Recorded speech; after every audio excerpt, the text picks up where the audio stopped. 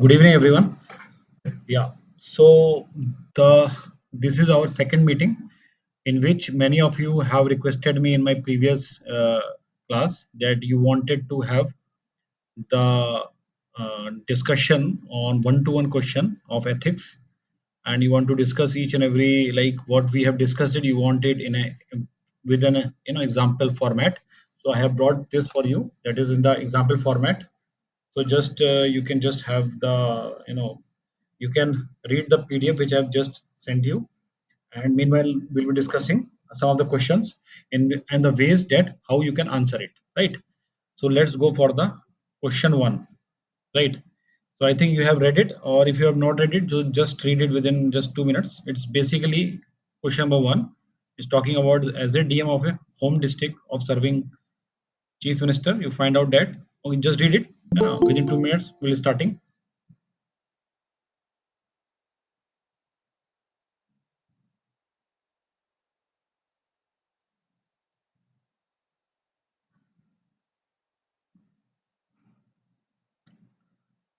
Parth and other fellows, you three fellows, you did not join? Parth and your sir friends? Actually हल्का सा यहाँ पे issue हो गया था इंटरनेट का, तो अब आ गया हूँ just. Okay, and your friends? Sir Maninder must be there and Hemant will be Okay, okay, ठीक है। तो आप लोग राइट टाइम पे आ जाया करो, देयर। 9:15 हो गया, सबका इंतजार करते करते, right? Okay, fine. Okay, just read this question sorry one. Sir, sorry sir. No problem. You just read the question one, and then we will actually discuss.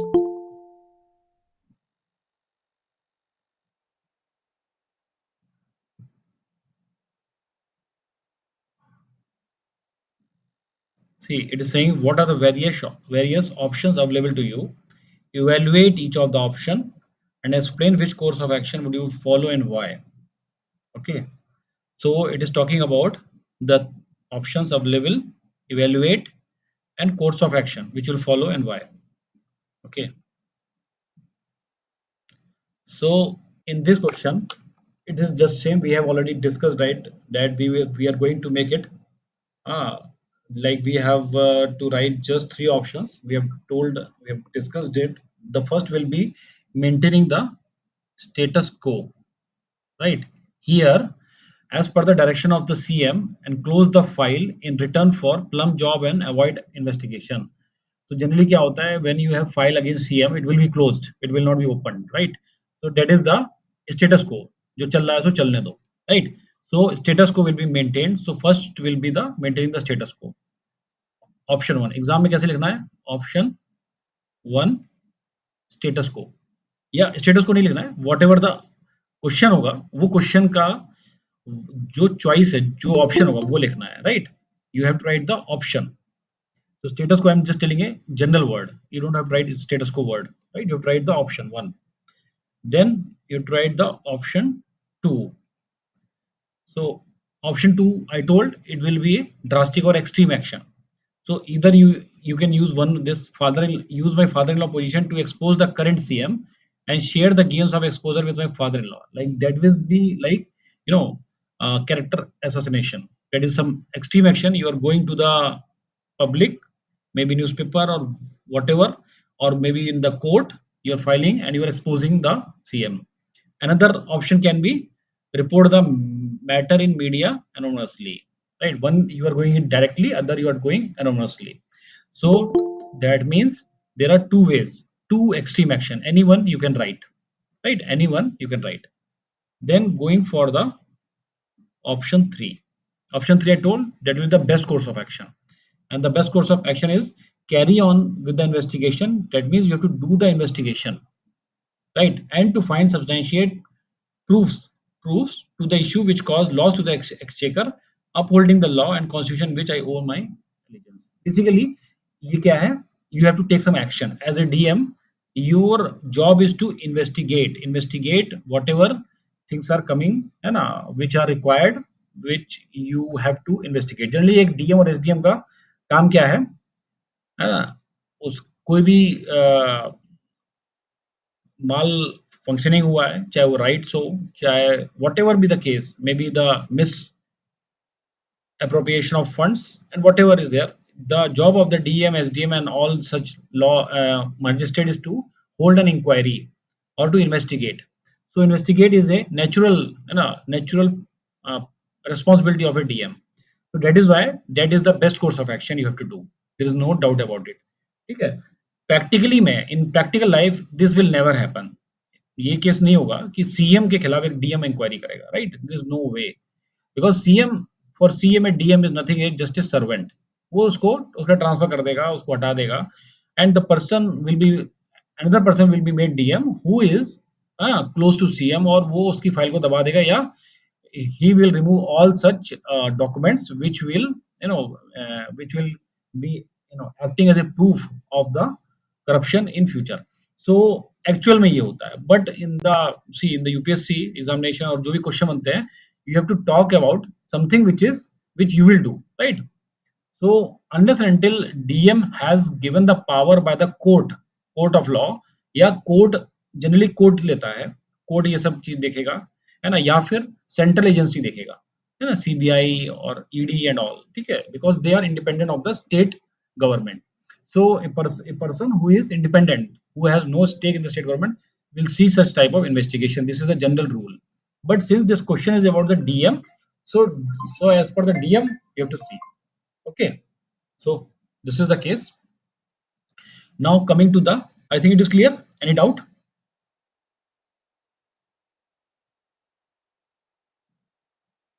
No doubt, then no problem. We'll move ahead. है ना, और भी questions है, ठीक है. You can make the, this one. You have to write merits and demerits because you have to evaluate, right? So merits is there, demerits. Option one आपको फिर से लिखना पड़ेगा. See, if you are writing like this कि option one, option two, option three, and here you are writing just option one, the examiner won't actually turn the pages to see कि option one क्या है, option to क्या है, option three क्या है. So to make his life easier, what you have to do, you have to either repeat it again, option one again with merits and demerits, or यहीं पे लिख देना है here itself, in the beginning itself, है ना, option one merits demerits, option two merits demerits, option three merit demerits, right? ऐसे नहीं कि यहाँ ऑप्शन वन लिख दे तो वो जाके देख रहा है कि what is option one, and then he is checking your merits and demerits. Okay, so like this it will be done.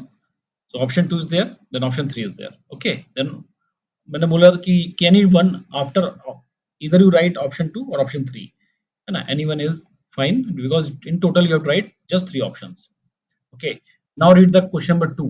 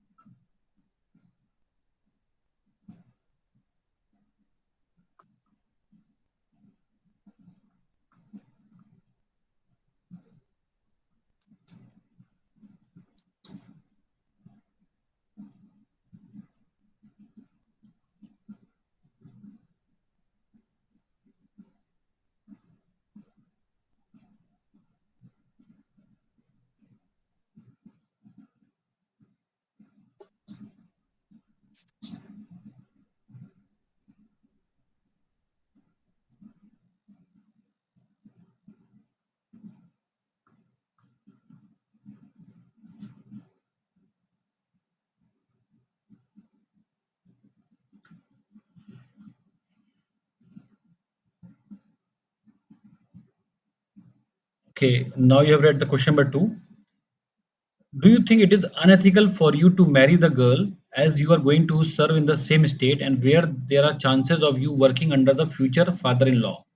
Right, it is regarding a marriage. You have become a, you qualified as civil servant, you have chosen IAS, you got the IAS, and you are posted your home cadre. You will get home cadre as you are the topper of the state, the vacancy available in your category. So that means you are basically going to become son-in-law of a former chief minister, who maybe soon sooner or later he will become the chief minister, right? So now the question is, it is, do you think it is unethical for you to marry the girl as you're going to serve in the same state, right? So I want your actual opinion on it, because some of you have read the model answer, but don't worry, you can have any other choice also. You can decide whatever you want to do, with that. So just tell me that what, as per your own idea, what will be your, do you think it is unethical for you to marry a girl? No, sir. Absolutely, yes. Fully ethical, professionally unethical. Okay, Sir, I think it is. one by one. Yes. Sir, I think it is completely ethical because we have to see an individual as an individual, not as a son or daughter of somebody else. And it would be wrong. It also goes against the value. मतलब जैसे खाप के value रहती है ना कि आप इससे शादी कर सकते हो क्योंकि वो उससे करता है, तो एक पर्सनल लिबर्टी है दो जनों की, if they are agree and if they want to marry, no matter what status they come from, they could Okay. make. Okay. So it is Any other opinion? Any other opinion? a case of Yeah. personal. ये तो मैं Sir, समझ गया. it depends on the intention for hmm. marrying the person. If you are marrying for future gains, ki, father is CM, then you might actually get some benefit, then it's totally wrong. But if you genuinely like that person, and if you're marrying that for the person and because No, you have to take a stand. You cannot say two things at the same time in the examination. Okay, it's a matter of like emotions, or because, and see, whatever you have to see, you have to take a stand in the answer. Without a stand, you won't get. And those who are taking both the stand will not get good marks, because you see, Sir, once take. Sir, my stand is marriage is a personal affair, whereas working with political executive is a professional affair. So I don't think there is any conflict. It is a personal life that he wants to marry with whoever, maybe daughter of the CM, but it is a professional affair to work with the CM, and maybe any CM has to work. So there is, I don't think it is unethical or any conflict. It's a Right. Any other personal choice to marry and work professionally with whoever, maybe CM. Hello, sir. Rohit here. Sir, I think this will be an unethical thing. First of all, sir, in our society, in Indian society, we are a collective society, not individualistic society. So the marriage is not just between two persons; it's the marriage of two families also. और secondly sir, इसमें दिया गया कि जैसे वो corruption और murder की jail भी हो चुकी है, keeping apart the cases pending thing. So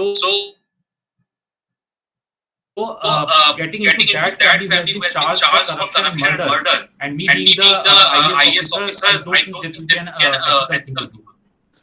Okay. Sir, in this regard, it would be unethical to punish the girl. His father is maybe criminal backing, but depending marrying on a girl, there is no point thinking about his father has criminal backing or not. She likes Why would it be a punishment if I not marry a girl? There is nowhere it is written that we were already in some relationship or It will form a collective punishment if father is criminal. some love affair. It is completely arranged marriage, right? Because the information that not marrying somebody is not a punishment, right? It is a choice. And I have an opinion. I want good opinion on, you don't want to marry. हाँ, marry का तो बहुत अच्छे options है. We have 7-8 points. But if you don't want to marry, what will you say? You tell me just in points. so it will be unethical to marry because First, because the way Rohit said, we are a collective kind of society, and it cannot be an individual decision. Okay, And one word. the political things are. I am going to avoid the conflict of interest in this case, because that is bound to come because it is written in the question. Okay. And third thing, It is not. It is clearly written that my parents have found the information about the things. I have not been involved in the relationship as such. Therefore, it is already clear that it is an arranged marriage. So if it is an arranged marriage, then I can clearly say no to it, because I don't. It is not my commitment. It does not show my commitment to marriage. Okay, So fine. that way I would say it is another thing. Rohan, sir Hmm. It is unethical marriage because जैसे कि ये arrange marriage है और इसीलिए जो intent है like marrying a girl वो love यानी लव रिलेशनशिप नहीं है ना ठीक है, यहाँ okay, got it. Arrange power तो कास्ट ऐसे अलग अलग ओके, ठीक है। I have some your all of your हाँ, Sir, yes, sir, there can be another approach that I will marry that girl, but I will request to change my cadre so that it will be win-win position for both of us. Okay okay, ठीक है, ये भी एक अच्छा option है। ठीक है, okay, I will discuss you, you can mute your microphones.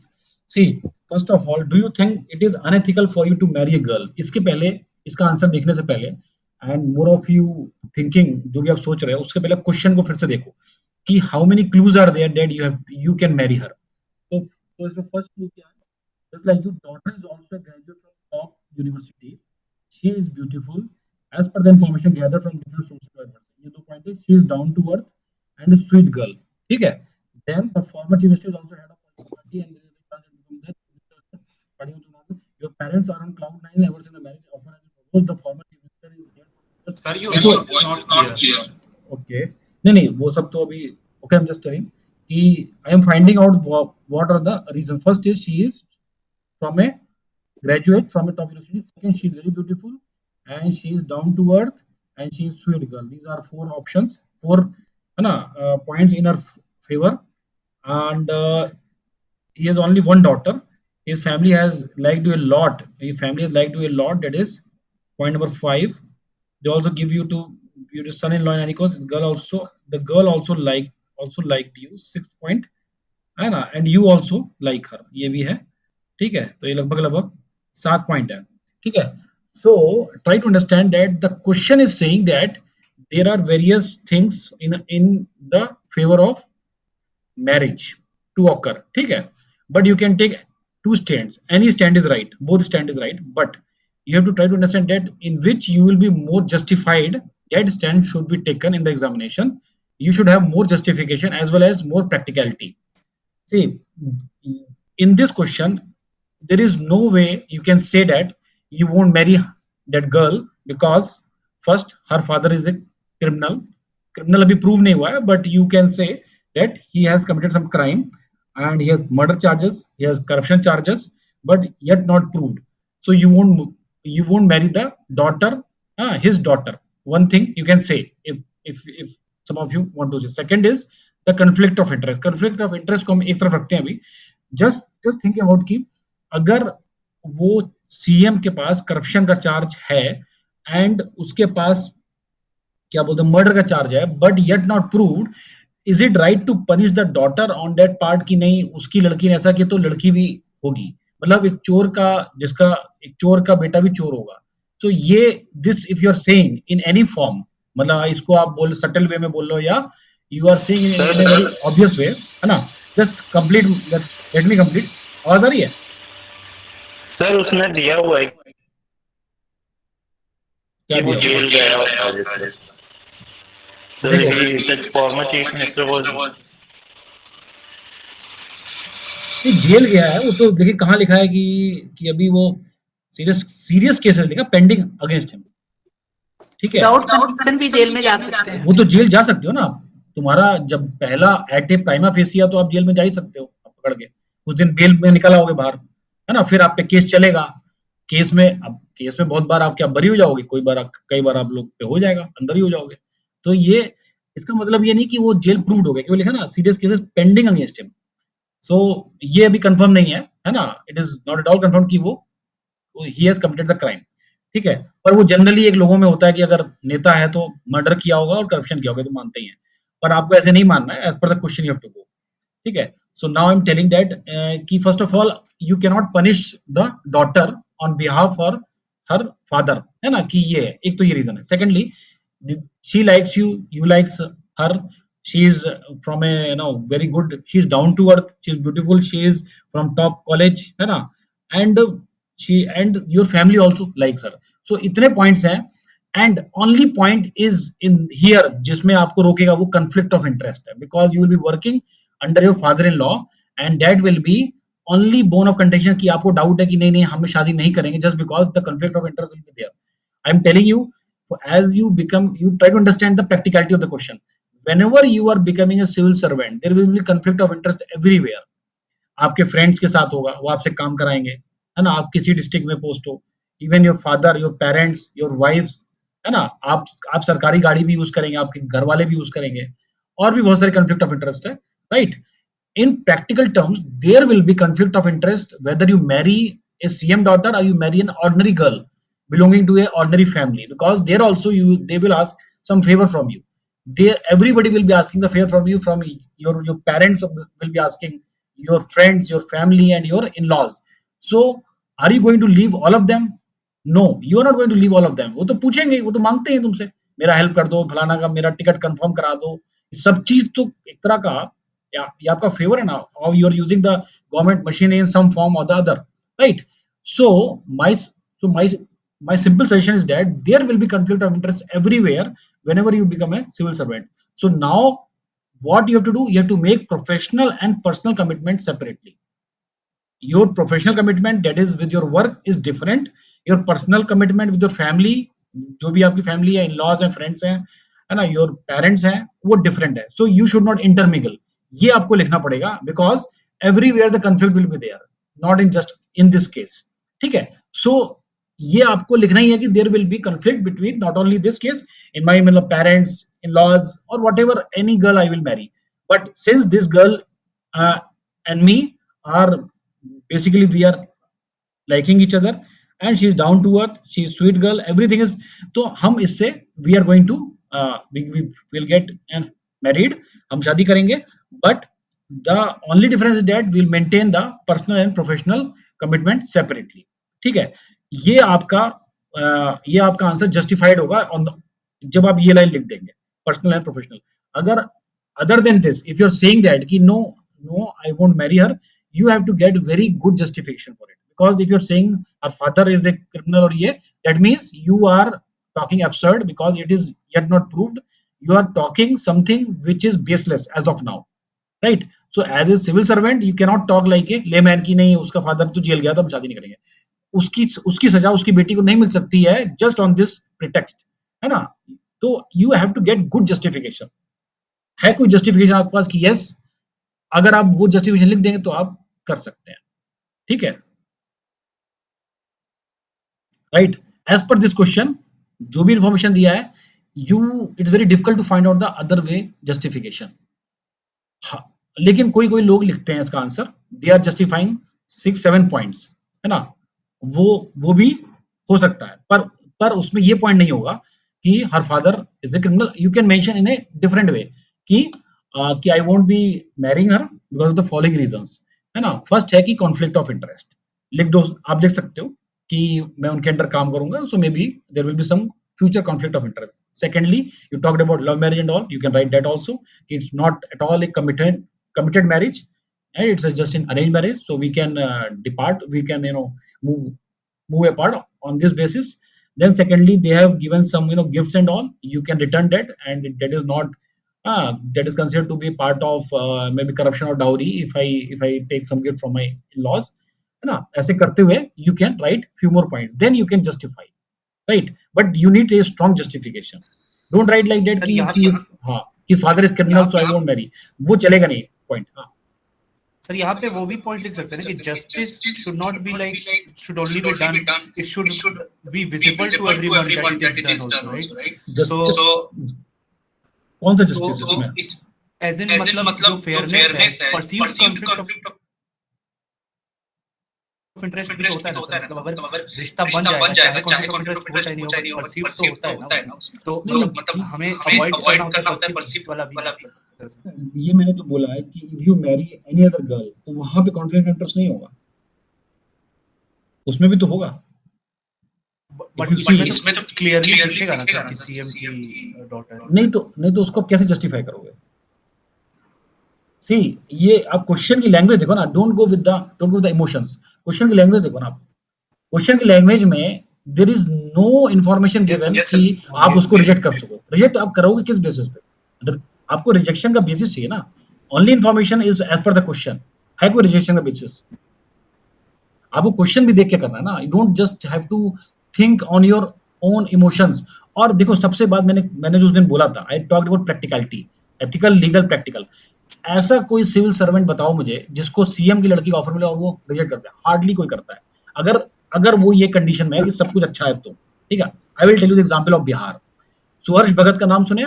4th rank जो आया था, 4th रैंक था 4-5 साल पहले, may be some of you have heard. हाँ, Suharsh Bhagat has married daughter of RCP Singh. RCP Singh is very close to CM, right? And he is just took down from the steel ministry. Steel minister थे अभी, just because उनको Rajya Sabha seat नहीं मिली बिहार से, तो he just stepped down. अभी कल की news है, right? And that he married Lippy Singh. Lippy Singh is IPS officer, right? So आप ऐसे केसेस आपको एक नहीं बहुत मिलेंगे in whole of India, right? Many times for marriage, भाई शादी की किससे होती है? या तो मिनिस्टर की लड़की से, या नेता की लड़की से, या फिर सीनियर आईएएस के लड़की से, या लड़कों से। ठीक है, तो ये चीज है। तो ये क्यों होता है? क्योंकि उस पोजीशन ऑफ अथॉरिटी पे है। सो मोस्टली प्रैक्टिकलिटी में यही होता है, मतलब प्रैक्टिकल ये है कि लोग करते हैं। You can not deny the fact that नहीं कोई शादी नहीं करेगा, ऐसे तो कोई भी शादी नहीं करेगा, पर लोग करते हैं, राइट और रॉन्ग? तो प्रैक्टिकलिटी भी देखनी है आपको, क्यों किसी if you are saying no no we won't marry, I won't marry, ये वो, so most of the time examiners know that you are not telling, you are telling lie. Because आप सोचो ना प्रैक्टिकलिटी क्या है। देखो एग्जाम आप on the piece of paper लिख दिए, लेकिन एक्चुअल में तो आप शादी करोगे, राइट? आपको प्रैक्टिकलिटी भी देखना है कि प्रैक्टिकलिटी कितना है इसमें। ठीक है, एथिकल भी है, लीगल भी है, प्रैक्टिकल भी है। एथिकल डिलेमा भी आपका सारा सारा रिजॉल्व हो जाएगा, और आपका स्टैंड वेग नहीं है, राइट? सो ये सब फुलफिल हो रहा है इसमें। अभी कोई डाउट है तो बताइए। सर विदाउट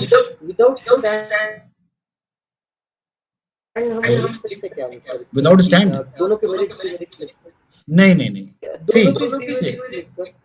दोनों का स्टैंड नहीं ले सकते, because do you think it is unethical for you to marry the girl? क्योंकि आपसे क्वेश्चन पूछ रहा है, do you think it is unethical for you to marry the girl? तो it is asking the question, and here it is not about the evaluate the options. So you can not write merits and demerits and just and the answer, because वो तो आपने दोनों stand ले लिया, right? You take one stand. Okay, are getting me? See, question को language पकड़ना है, practicality देखना है, और ऐसा होता भी है। सारी शादियां ऐसी हो रही हैं मोस्टली, जिसको जहां मौका मिल रहा है वो कर ले रहा है, लड़की देख के ठीक है कि नहीं, और अच्छे वाले बिजनेसमैन से लोग शादी कर रहे हैं। इतने कॉन्फ्लिक्ट ऑफ इंटरेस्ट है हर समय।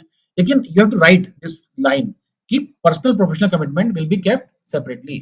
ठीक है, ये सब लिखना पड़ेगा आपको, तो ही आपका आंसर कंप्लीट होगा, जस्टिफाइड होगा। Now Sir, I have one more justification for marrying the girl. अच्छा, okay, tell me. Sir, the Chandra, conflict of interest is not actual, it is a potential conflict of interest. Yes, sir. So it is not a actual conflict of interest, it is a potential conflict of interest. And since I have a clear conscience, I will be abiding by the law and with the integrity in every decision I will be taking. So, sir, there is no actual conflict of interest there. Conflict of interest is actually potential, you are saying right, है ना? Actual नहीं है। जब वो होगा situation, तो उस समय you are taking the stand that conflict will be personal and professional अलग अलग रहेगा। You are already saying this, okay? Yes, sir. We have an example in Madhya Pradesh. There is an officer who is currently Jabalpur collector, and everyone in the state knows that he is a man of integrity. He walks daily on the road in the sleepers, and he is the son-in-law of Venkaiah Naidu, our former yes, vice yes, president. So yes, yes. it is very practical. Common phenomena है और बहुत सारे ministers के सन in law मतलब आज की date में IAS officer है, ठीक है, बहुत कॉमन है ये। तो इसलिए आप इसमें ऐसा लिख देंगे कि नहीं तो आपको जस्टिफिकेशन अच्छा नहीं मिलेगा, अच्छा नहीं मिलेगा तो नंबर कम हो जाएंगे। But still if you have a good justification you can always justify anything, ठीक है, based on your justification, but that justification should be unbiased होना चाहिए। फादर इन लॉ वाला केस नहीं चलेगा यहाँ पे। हाँ सर जस्टिफिकेशन पहले देना है या मतलब आपका एक तो ये होगा कि हाँ भाई कर सकते हैं और उसके बाद जस्टिफिकेशन यस दूसरा हो सकता है कि ये पैरामीटर है इस कारण मैं ये कर नहीं नहीं, first you have to say yes it will be unethical, it will be ethical for me to marry the girl, है ना, because of the following reasons, और या फिर it is justified on the following grounds, the marriage is ethical and is justified on the following grounds, फिर लिख के 4-5 point जो भी है वो सब लिख देना है, ठीक है। Next, coming to the next part, will you deny the marriage proposal because your father in law was a criminal. देखो जानबूझ के क्वेश्चन को पकड़ो ना, यूपीएससी जान रहा है कि आपको हाँ करना है, आपने पहले में हाँ कर दिया यस आई विल मैरिड, तो उसने अगला क्वेश्चन पूछा कि do you will you deny this marriage because proposal your father in law was a criminal and many cases against you are pending. मतलब ये फिर बोला कि नहीं, आप बोल दो नहीं करेंगे शादी, राइट, ये आपको नो करने को बोला क्योंकि उसके लिए बहुत सॉलिड जस्टिफिकेशन नहीं है, राइट। तो ऐसा यूपीएससी क्वेश्चन को पकड़ना भी होगा आपको, right. So father law criminal, आप लिख दोगे yes, see his case is pending in the court of law and he is not guilty unless proven, he is innocent unless proven guilty, and ये सब लिख के और द केसेस आर पेंडिंग और उसके लिए उसकी डॉटर को सजा नहीं मिलेगी, यही सब लिख के आपको एंड करना है, okay. And what are the civil service values? So values, you can write many values that come in the fore in the dealing with, बहुत सारे आ सकते हैं, ethical, बहुत सारे ethical values हैं, you can write honesty है, integrity है ना, unbiasedness है, right, and dedication, public, so whatever you can write 5-6 values, and with one line you can explain it also, right. The more values you write, the more better, okay. Next, question number 3, easy question है, question number 3.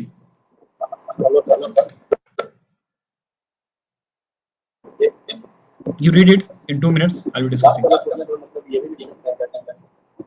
Sound is not coming.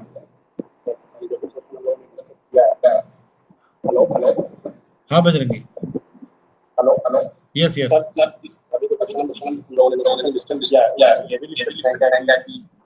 मतलब एक personal choice होती है कि खड़ी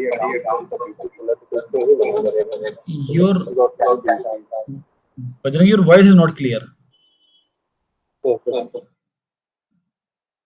Voice clear नहीं है. Or you can discuss with me on phone. Sir अभी क्लियर है? अभी आ रही है, हाँ. सर मैं ये कह रहा हूँ अगर लड़की मतलब फॉरेन यूनिवर्सिटी में पढ़ी है तो शादी करने के बाद क्या लड़की बैठा है, तो ये वाला भी लिखा जाएगा। क्या लिखा जा सकता है? यही तो लड़की पढ़ी लिखी है, सुंदर है, डाउन तो शादी करने के बाद क्या? अच्छा नहीं, ये तो लिखा ही जा सकता है, पर ये this is not the justified point, मतलब ये पॉइंट का जस्टिफिकेशन का बेस नहीं है, ये तो लिखिए, ये सब तो क्वेश्चन में भी दिया हुआ है, राइट। एडिशनल चीज जो है वो ये है कॉन्फ्लिक्ट ऑफ इंटरेस्ट वाली बात है, मतलब ये इसको लिख सकते हो but it will not be a part of the justification, right. Okay sir, मतलब ये एक पर्सनल चॉइस अगर लिखा जाए, हाँ पर्सनल चॉइस है, पर्सनल मैटर है, राइट, पर्सनल चॉइस है, पर्सनल मैटर है, ये सब करके लिख सकते हैं। Coming to the next question, ये basically you are the principal of a famous government school, ठीक है, and your son is also studying in that school. तो इसमें क्या है, identify the ethical dilemma, because क्या है, वो मैथमेटिक्स में कमजोर है but he is good at sports, and the question is that would you like to मतलब as a principal of the college you can do this help to your son just pass the exam, मतलब उसको नकल करानी है, right. Wife ने बोला है कि उसको नकल करा दीजिए, और तुम्हारा बेटा है वो भी फेल हो जाएगा अगर उसने नकल नहीं कराई क्लास 12th में।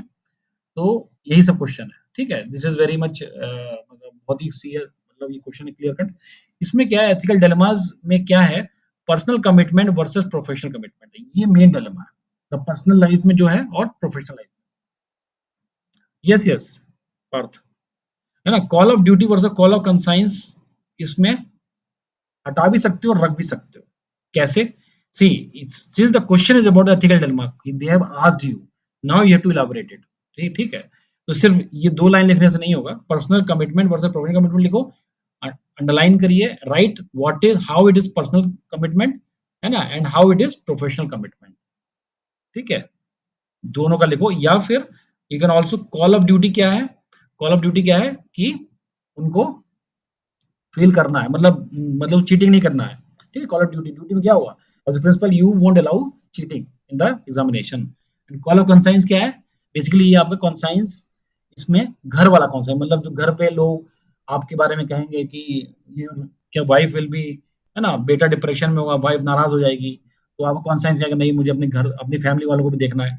तो इस केस में you have the choice that कि इसमें भी आपको एक लाइन कॉल ऑफ ड्यूटी कैसे है, कॉल ऑफ कंसाइंस कैसे है, लेकिन इसकी ज्यादा इसमें जरूरत नहीं है कॉल ऑफ ड्यूटी, क्योंकि this is not much related with question, but So at least rather than putting call of conscience, personal benefit लिखेंगे। पर्सनल बेनिफिट ले सकते हो बिल्कुल। कंसाइंस का हमेशा क्लियर ही होगा, मतलब नहीं हेल्प करना चाहिए। क्योंकि क्या ना, कॉल ऑफ ड्यूटी क्या है ना, बेसिकली ड्यूटी तो चीटिंग है, और ये बेसिकली देखो डिलेमास में क्या होता है, मोटा मोटी एक ही डिलेमा होता है, एक ही, उसमें 2-3 नहीं होते हैं, और उनको अलग अलग फॉर्म में लिख सकते हैं लोग, लिखते ही हैं, राइट। तो मेरा कहना है कि instead of doing that you right at least one and elaborate on it, right, क्योंकि इसके नंबर मिलेंगे, क्योंकि ये नंबर, ये क्वेश्चन पूछा गया है। Now the time has come for you to elaboration. और अब जो फालतू चीज लिखते हो तो इसको एक लाइन लिख के छोड़ देते हो। अब एक लाइन में आपको कहाँ से वो देगा, कितना, एक ही नंबर देगा, राइट। सर हाँ सर मेरे को भी यहाँ पे एक डाउट है, जब भी ये एथिकल डिलेमा का क्वेश्चन आता है तो केवल ये मतलब एक या दो से ज्यादा डिलेमा ना लिखें, जबरदस्ती या जबरदस्ती you change the words and you write the dilemma, यही होता है। वर्ड्स तो वही रहते हैं, उनका मीनिंग जो है ना, जो एसेंस तो सेम ही है ना। पर्सनल वर्सेस प्रोफेशनल ही है, कैसे भी लिख दो, ये लिख दो कि ऐसे लिख दो, as a father versus as a principal, as a husband versus as a क्या बोलते हैं प्रिंसिपल, या फिर जो भी, ठीक है। तो ये क्या है, you are changing the words, but the essence of the dilemma is just one only, ठीक है। Elaboration is important rather than writing many dilemmas. Sir एक क्वेश्चन था, सर ये पर्सनल प्रोफेशनल को देना पड़ेगा। हाँ, पर्सनल डिलेमा कैसे है, क्योंकि वाइफ है, बेटा है। प्रोफेशनल डिलेमा कैसे है, you are the principal of a school, वहां चीटिंग कराओगे तो आपका करियर प्रभाव पड़ेगा, बदनामी होगी, है ना, चीटिंग में आपका नाम आ जाएगा, तो ये मतलब आपकी नौकरी छिन जाएगी, जेल हो सकता है। ऊपर से it is against your conscience also, बहुत सारी चीजें हैं। सो आप दोनों लिख दो, so it will be very good answer, right. Explain कर देना चाहिए। सर एक और डिलेमा है इसमें। हाँ सर मतलब एक ये कि बेटा जो है वो अगर फेल होके लर्न करेगा तो ज्यादा उसको बेनिफिट है, या मैं पास करा दूंगा तो ज्यादा बेनिफिट है सर? नहीं, ये डिलेमा कैसे, ये डिलेमा कैसे है, duty of principal versus law, हाँ ये भी वही एक ही चीज है अभिषेक। सर मतलब एथिकल डिलेमा नहीं है ये, बस एथिकल डिलेमा नहीं है, तो एक मतलब लाइफ में dilemma means what, there are two ethical paths, right? Ethical path, देखो प्रोफेशनल कमिटमेंट भी एक तरह का एथिकल चीज है, पर्सनल कमिटमेंट भी एथिकल है, दोनों ही एथिकल है। तो two ethical paths following one will violate the other, ठीक है, ये होता है एथिकल डिलेमा। सर उसमें भी दोनों बोथ है बेनिफिट्स एंड बोथ है डाउनसाइड। क्या चीज बताओ? So we have to choose and compare between them. Sir मतलब अगर मैं चीटिंग करा दूंगा तो अभी उसको एनकरेजमेंट मिल जाएगा, तो वो ग्रोथ उसकी कंटिन्यू रहेगी। सेकंड में सर वो एडवर्सिटीज को लाइफ में फेस करेगा, तो सर जो मेंटल ग्रोथ है, इमोशनल ग्रोथ है, वो होती है वहाँ पर। तो सर दोनों में बेनिफिट्स प्रोज एंड कॉन्स हैं, तो सर वो भी मतलब एक ना एक कॉम्प्रोमाइज हो रहा है वहाँ पर, कि अगर मैंने उसको चीटिंग करा दी तो वो एडवर्सिटीज को लाइफ में फेस करना नहीं सीख पाएगा, तो वहाँ पर वो कॉम्प्रोमाइज हो रहा है। तो सर दोनों में कुछ कॉम्प्रोमाइज हुई। क्या डिलेमा हुआ फिर, क्या डिलेमा हुआ, डिलेमा क्या हुआ वर्सेस क्या हुआ बताओ चंद्रा, वर्सेस बताओ ना, क्या वर्सेस बिटवीन व्हाट, मतलब प्रॉपर वर्ड्स, अच्छा वर्ड्स नहीं है।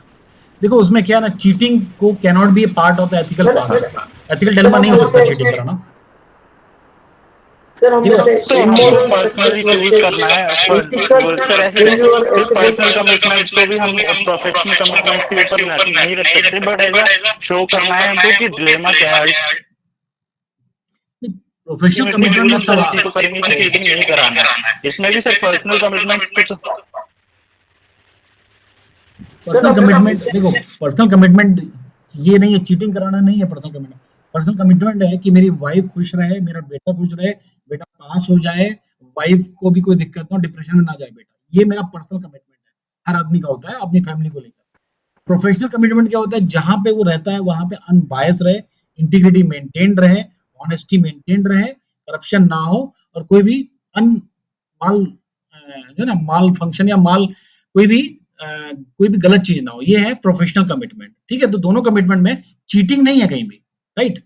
If you are putting cheating तो वो लीगल पाथ नहीं है, एथिकल पाथ नहीं है, बिकॉज एथिकल डिलेमा क्या है, it is basically two ethical paths, following one will violate the other, मतलब कोई एक ही फॉलो कर सकते हो, दोनों नहीं कर पाओगे। ठीक है, और दोनों एथिकल पाथ होनी चाहिए, एथिकल डिलेमा का मतलब एथिकल पाथ हो, लेकिन चीटिंग कराना एक एथिकल पाथ नहीं होगा, राइट। चंद्रा समझ में आ गया? हाँ सर हम ठीक है सर, मतलब sir new dilemma hmm unethical success versus failure is morality कैसे क्या हो सकता है? Unethical success versus failure is morality ये डिलेमा अनएथिकल सक्सेस, मैंने बोला ना पहले, तो डिलेमा में दोनों ही पाथ एथिकल होंगे, अनएथिकल सक्सेस में खुद ही अनएथिकल हो गया, राइट।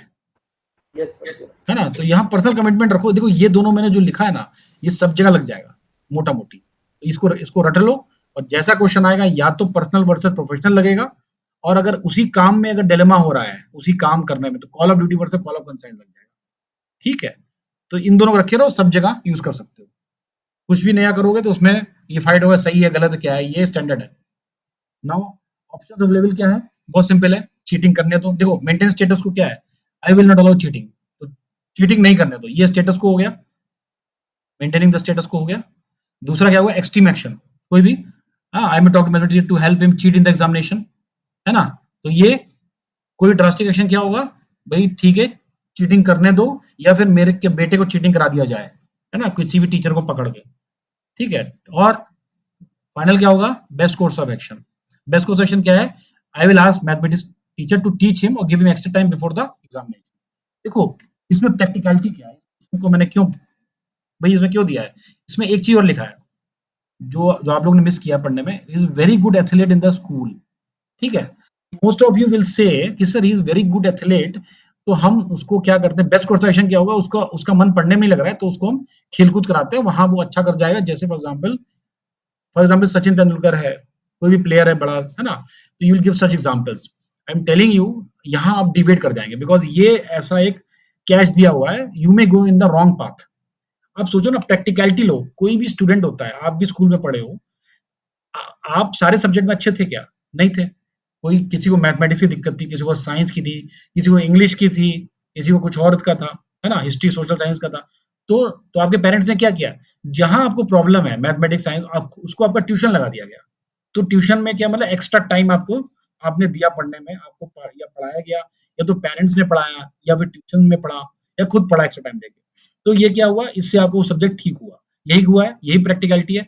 किसी एक सब्जेक्ट में कोई वीक है तो उसको पेरेंट्स उसको स्कूल से नहीं निकलवा देते हैं, ना ही उसको जाते हैं कि तुम जाके खेलो, अब तुम आप स्पोर्ट्स में अच्छा हो क्योंकि तुम मैथ्स में नहीं अच्छे हो। ठीक है, सारे लोग सब सब्जेक्ट में नहीं अच्छे होते हैं किसी भी स्कूल में, और इसलिए अगर ऐसा होने लगेगा तो पूरा स्कूल खाली हो जाएगा, और सिर्फ 2 या 3 लड़के पढ़ेंगे जो कि सब सब्जेक्ट में अच्छे हैं। तो प्रैक्टिकलिटी नहीं है, ऐसा है ना, प्रैक्टिकल चीजें देखो तो ये नहीं आएगा। आप you can not go make your son to play, है ना, कि भाई आप मैथ्स में नहीं अच्छे हो, इसलिए ये पॉइंट कभी नहीं लिखना है as a best course action कि आई विल मतलब अलाउ हिम टू प्ले, है ना, in the athletics he can do good over there, he can do good over there no problem, but mathematics हम improve कराएंगे। ठीक है, उसको पढ़ाएंगे, ट्यूशन पढ़ाएंगे, या वो खुद से पढ़ेगा, हम पढ़ाएंगे, and this is the way everybody learns. सबको, भाई आप लोग कोचिंग ले रहे हो, ये क्या है, आपको नहीं आता, आप जाते हो ना कोचिंग करने, बाजीराम और बहुत सारी कोचिंग, तो क्या है ये भी तो ट्यूशन ही है। आपको पढ़ाया जा रहा है, क्लास लिया जा रहा है, नहीं तो खुद से पढ़ो पूरा अपना, निकालो एग्जाम अपने आप से। कुछ लोग निकालते भी हैं, no coaching, no test series. So कहने मतलब क्या है, that is the way in which you qualify. तो ये प्रैक्टिकल चीज है, तो इसको लिखना है मतलब, ठीक है। तो मैथमेटिक्स टीचर से बोलेंगे थोड़ा एक्स्ट्रा टाइम दे दो, दैट्स ऑल। और last evaluate each of the option, तो फिर इवैल्यूएट तो कर ही लेंगे, बहुत इजी है, ठीक है, merit demerit. Now next question, this is some one of the question of theory paper. Corruption in public sector arises when discretionary power, illegal gratification and abuse of authority, ABC करके है, ऐसा exam में मिलता जुलता question आया हुआ है, right.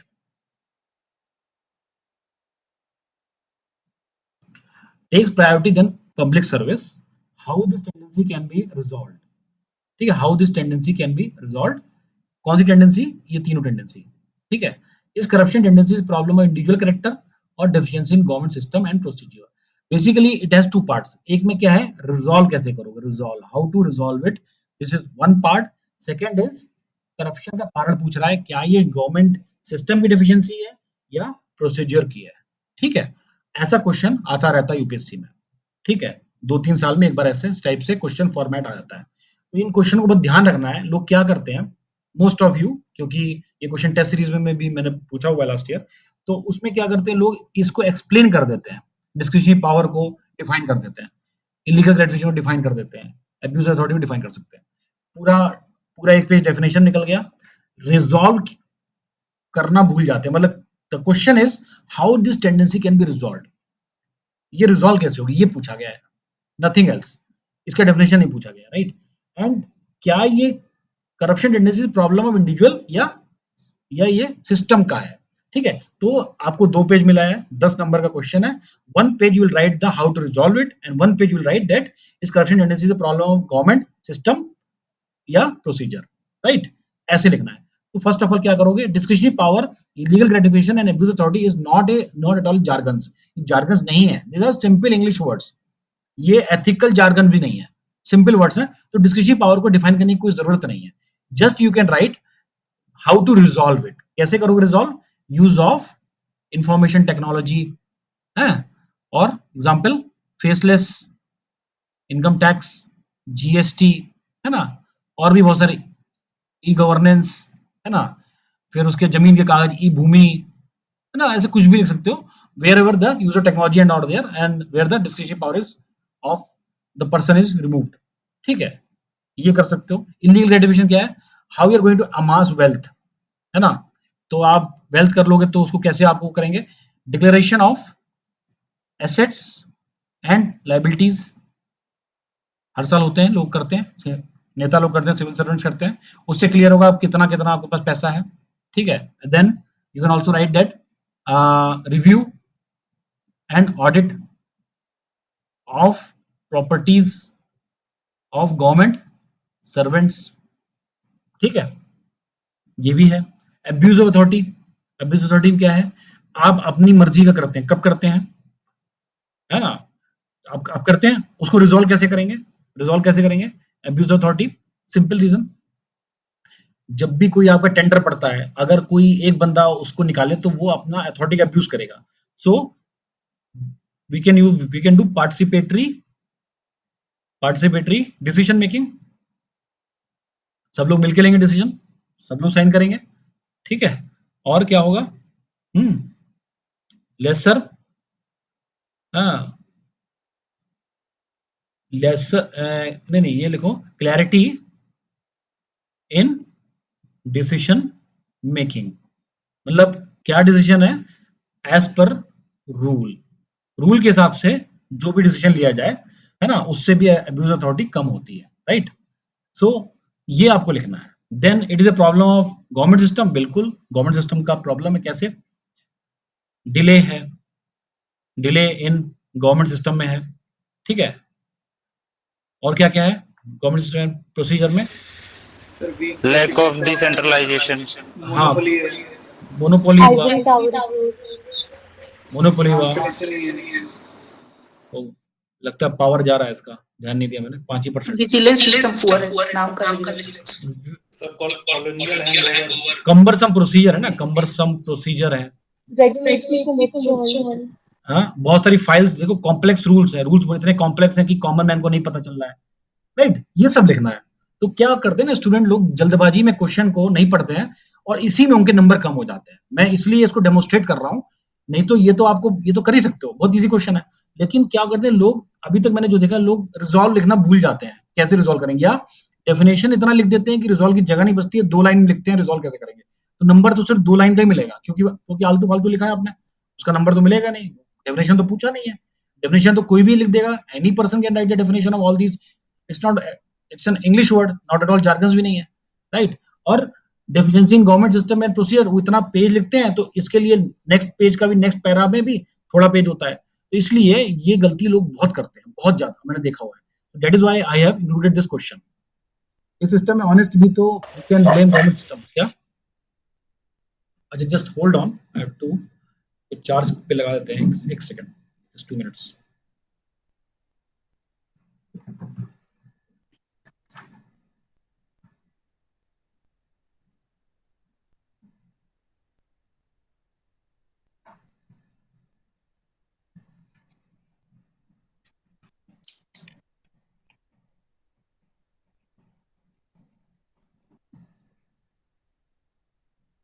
Sir, I have a doubt. Yes, yes please. Hello, sir. Yes, yes.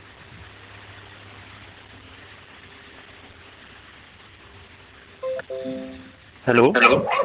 हाँ, यस, यस, आवाज आ रही है, आवाज नहीं आ रही है? सर इस आंसर में हम सर आ रही है आवाज? सर इस आंसर में हमने जो भी आपने पॉइंट्स लिखाए हैं, सर ये from the perspective of governance है। सर इसमें एथिकल पर्सपेक्टिव से हम पॉइंट नहीं लिखेंगे क्या? एथिकल पर्सपेक्टिव कहाँ पूछा है? ये बेसिकली लिख सकते हो, देखो इंटीग्रिटी और ये सब क्या है, डिस्क्रिशनरी पावर, ये सब तो भाई एथिकल पार्ट तो है ही इसमें। हाँ I mean sir, individual level पे भी तो कुछ होना चाहिए ना, हाँ, मतलब इंडिविजुअल लेवल पे, if it- इंडिविजुअल लेवल वाला पार्ट छूट गया, इंडिविजुअल सर लेवल पे बहुत जैसे सारा है। हाँ इंडिविजुअल लेवल पे क्या है? लैक ऑफ इंटीग्रिटी, उसके ग्रीडीनेस, है ना? हाँ ठीक है, एथिकल एजुकेशन। नहीं नहीं, हाँ लैक ऑफ इंटीग्रिटी वाला मतलब जो नेगेटिव पार्ट है वो लिखना है। जैसे जैसे फॉर सर ग्रीडीनेस। मतलब जैसे ट्रेनिंग पे हम सेंसिटाइजेशन वगैरह। हाँ, बोलो बोलो चंद्रा। अच्छा, ये मुझे लग रहा है ना कि ये खत्म होने सर वाला था, इसलिए इंटीग्रिटी चार्ज फैक्ट, नहीं हो जैसे रहा इंटीग्रिटी फैक्ट। है। हाँ, यस, ठीक। बोलो बोलो सर बोलो। इंटीग्रिटी फैक्ट जैसे हमारा, सर वो तो, सर इंटीग्रिटी फैक्ट जो हम वो जो एआरसीटी ने सजेस्ट किया है, सर वो मतलब एथिकल मेजर है ये। हम्म, बिल्कुल लिख सकते हो, लिख सकते हो। वो सब लिखना कोई दिक्कत नहीं है, यू कैन राइट डाउन। ठीक है। सर एक बार मिसयूज ऑफ अथॉरिटी और अब्यूज ऑफ अथॉरिटी में डिफरेंशिएट कर दीजिए सर। ओके, एक second, this is not coming, charging जा रहा है, एक मिनट।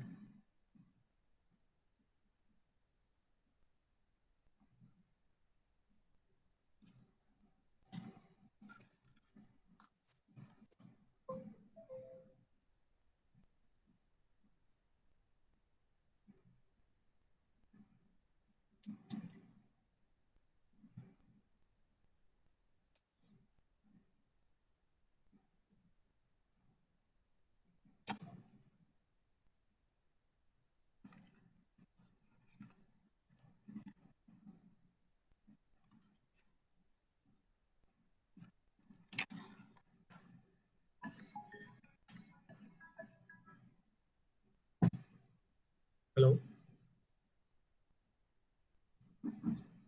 अच्छा,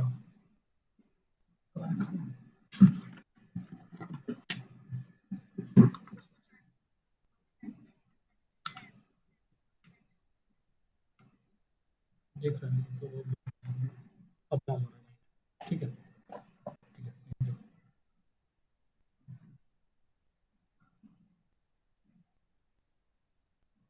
यस, हाँ सर, तो ओके,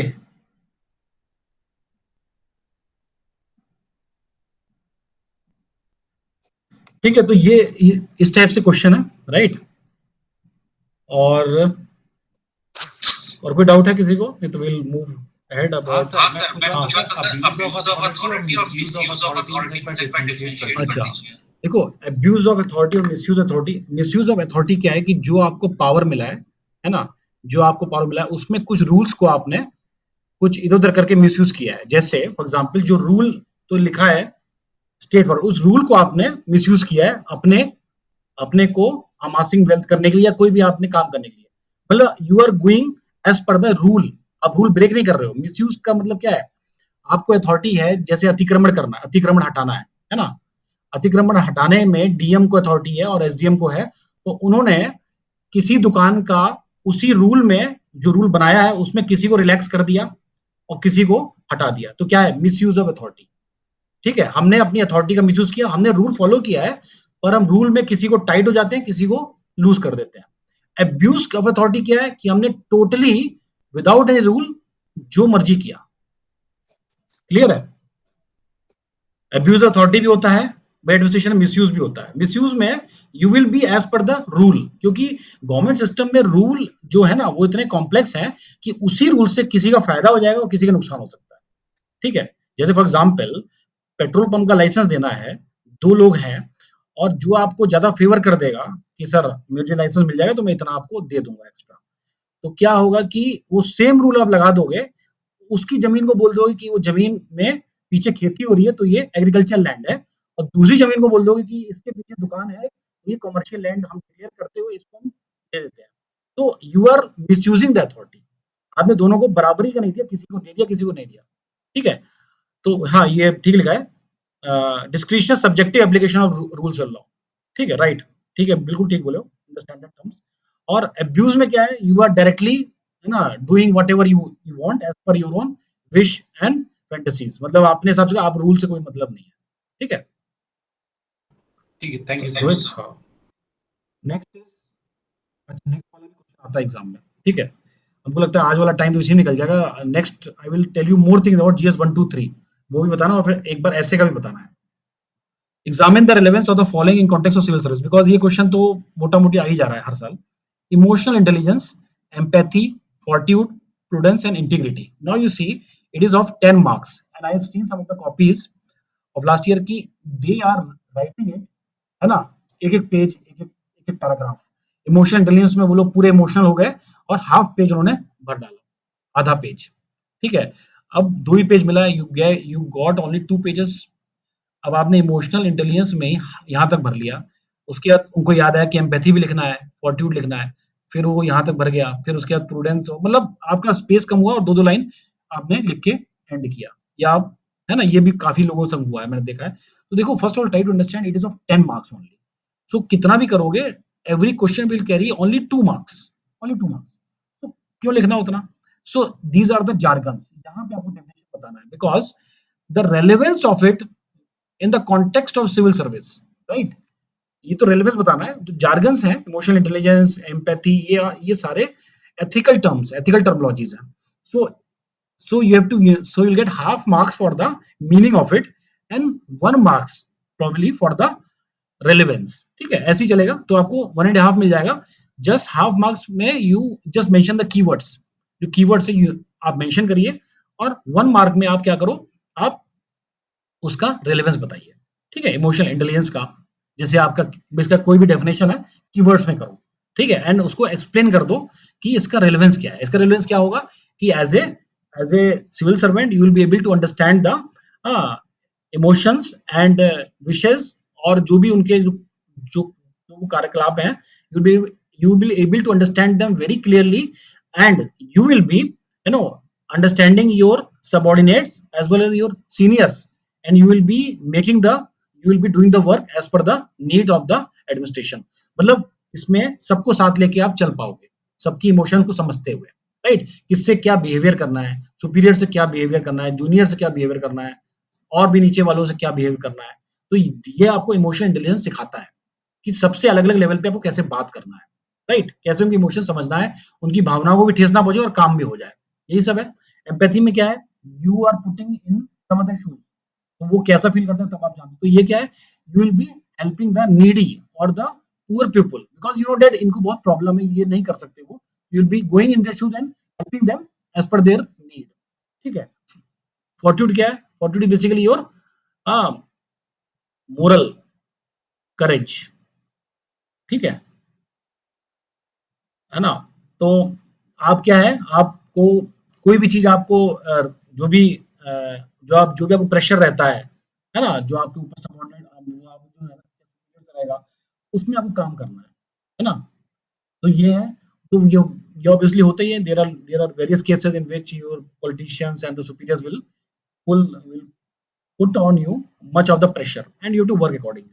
तो यही सब इसमें करना है, बहुत इजी है क्वेश्चन, इतना लंबा नहीं लगेगा, just model answer just mention in short, ठीक है। सर इसमें हाँ इस चीज में बोलना चाहता था बोलो बोलो। कि आपने जैसे इसमें कीवर्ड हाँ कीवर्ड्स यहाँ पे तो मतलब करना सही होता है, लेकिन पेपर में ना इतने शॉर्ट में आप लिख नहीं पाते, एग्जैक्ट डेफिनेशन याद होना पांचों तो बहुत ही मुश्किल कि पांचों की। अच्छा तो ये कर सकते हैं डायरेक्ट हम ये लिख देंगे रेलेवेंस और नीचे एग्जांपल वो याद होगा। कर सकते हो, डेफिनेशन का तो मीनिंग नहीं है, मैं तो इसलिए बोल रहा हूँ कि अगर आपको लिखना है तो जस्ट 1 और 2 सेंटेंस नहीं लिखना है, कीवर्ड्स लिखना है, दैट्स ऑल, कीवर्ड्स, राइट। और नहीं लिखना तो कोई दिक्कत नहीं, क्योंकि पूछा नहीं गया, आप चाहो तो स्किप कर सकते हो, रेलेवेंस लिख सकते हो एंड विद एग्जांपल्स, डेफिनेटली कर सकते हो। नेक्स्ट क्वेश्चन, ये वाला बताया था स्टेटमेंट क्वेश्चन, जैसे कि आप लोगों ने पिछली बार बोला था कि how to do the statement questions. Nothing is good और bad but our thinking makes it so, examine, give relevant examples. अब देखो क्या है कि इसमें बहुत अच्छे समझना है कि गुड क्या है, बैड क्या है, and thinking, these are the keywords. First you have to identify the keywords, right. Examine its with the help of relevant examples. तो क्या है, for example nothing is good और बैड, मतलब कोई भी चीज सही और गलत नहीं है, but our thinking makes it, हमारी थिंकिंग बताती है कि वो सही है गलत है, right. So how you going to attempt it, any idea, anyone, थोड़ा बहुत। Sir, we could tell about it is the case of moral relativism, or it is the case of non-cognitive model of thought, जहाँ पे वो बोलते हैं कि हर चीज subjective है, one thing could be right, the other thing could be wrong, जैसे capital punishment हो गई, live in relationship, abortion, LGBT, right इस तरीके से। राइट, ठीक है। So can we start another quote? Yes you can start. Is related it code possible to use like beauty like in the eye of the beholder? Same person depends on how कर they सकते think. कर सकते हो similar code लिखते हुए, है ना, लेकिन एक्सप्लेन तो करना पड़ेगा, राइट। अपना कोड एक्सप्लेन नहीं करना है, इस कोड को एक्सप्लेन, मोरल कॉम्पास, राइट, ठीक है। अब नाउ देखो इसको हम सर वी कैन हाईलाइट जैसे हमारे परसेप्शन से चीजें डिफर करती है। फॉर एग्जांपल जो ट्राइबल रिचुअल्स होते हैं वो ट्राइबल को कैसे परसीव करते हैं और मेन स्ट्रीम पॉपुलेशन इसे कैसे देखती है, और हम एथनोसेंट्रिज्म और कल्चरल रिलेटिविज्म भी डाल सकते हैं इसमें। राइट, ठीक है, कर सकते हैं। देखो इसको एक और तरीका जो मैंने इसमें निकाला है, see basically it's about our thinking. तो thinking, from where do we get those type of thinking, we get from the culture, ना, the culture we are living in, that will build up the national common national character। That means in India, whatever the culture we have a collective society, we are from the east, है ना, हमारा eastern culture है ना, that actually develops our common national character and then it will develop our thinking, हमारा thought process, our thinking style, everything will be common across the country। सब लोग एक type का चीज सोचने लगे, although there will be differences in the small pockets and small states, जो state wise difference होंगे, but as a collectively as a country हमें एक common character है, right, कुछ common चीजें हैं जो सब लोग उस पे agreed है, then we label it good or bad, ठीक है। उससे हमारी जो थिंकिंग डेवलप होती है as per the culture, as per our जहां पैदा हुए हमारे पेरेंट्स, और ये कहाँ थिंकिंग आती है, thinking comes from what, agents of socialization, agents of socialization. कौन कौन सा है, पेरेंट्स है हमारे, टीचर्स हैं, पीयर ग्रुप है, और कौन है, सोशल मीडिया है, अब प्रिंट मीडिया है, राइट। जहां से इंफॉर्मेशन आ रही है वो आपका एक लॉन्ग प्रोसेस में आपकी थिंकिंग एक कंफर्म करते हैं कि क्या सही है क्या गलत है, right? So all these agents of socialization will help us for a common thinking of across the whole nation, right, in general, ठीक है? स्टेट का कुछ कुछ अलग हो जाए, कुछ कुछ डिस्ट्रिक्ट का अलग थिंकिंग, वो सब हो सकता है, but in general if talking, तो ये है। Now you have to give the examples also, इसको एक्सप्लेन कर देना, एग्जांपल दे देना। Example you can give, very easy, very simple example, ये जो क्या एलजीबीटी वाला है ना, LGBT marriage is considered is illegal in our country, और उस पे कोई लॉ भी नहीं है, but in other country like western countries and US it is like in the law भी है, और वहां काफी जगह पॉपुलर भी है, ठीक है? Then love marriage versus arrange marriage, this can be, मतलब ऑब्वियसली सेट कि इंडिया में है तो भाई arrange marriage is mostly common, and love marriage is common in metros although, but in western countries only love marriage is there, no arranged marriage. Then also you can talk about the whatever you have said that capital punishment also you can talk, है ना? India में capital punishment एक process में है, western countries में उसको almost हटा दिया गया है, ठीक है? उसके बाद you can talk about that क्या बोल euthanasia and all, है ना? Abortion also, yes, right, yes, right, yes. In some states it is illegal and unethical. In other states it is ethical and legal. Right, कर सकते हैं, कोई दिक्कत नहीं, ठीक है? तो ये है।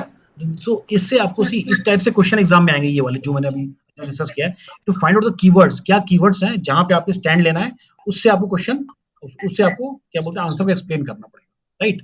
सर मेंटल हेल्थ, सर ये 10 मार्क्स का है, बट एग्जाम में पूछा है, तो can we write other side से कुछ चीजें यूनिवर्सली गुड बैड है, लाइक कुछ चीजें यूनिवर्सल चीजें, उसको भी एग्जाम में 10 मार्क में लिख कर सकते हैं, गुड और बैड भी बोल सकते हैं, और एक अपना जनरल जो है कुछ चीजें यूनिवर्सल है वो भी बोल सकते हैं, राइट?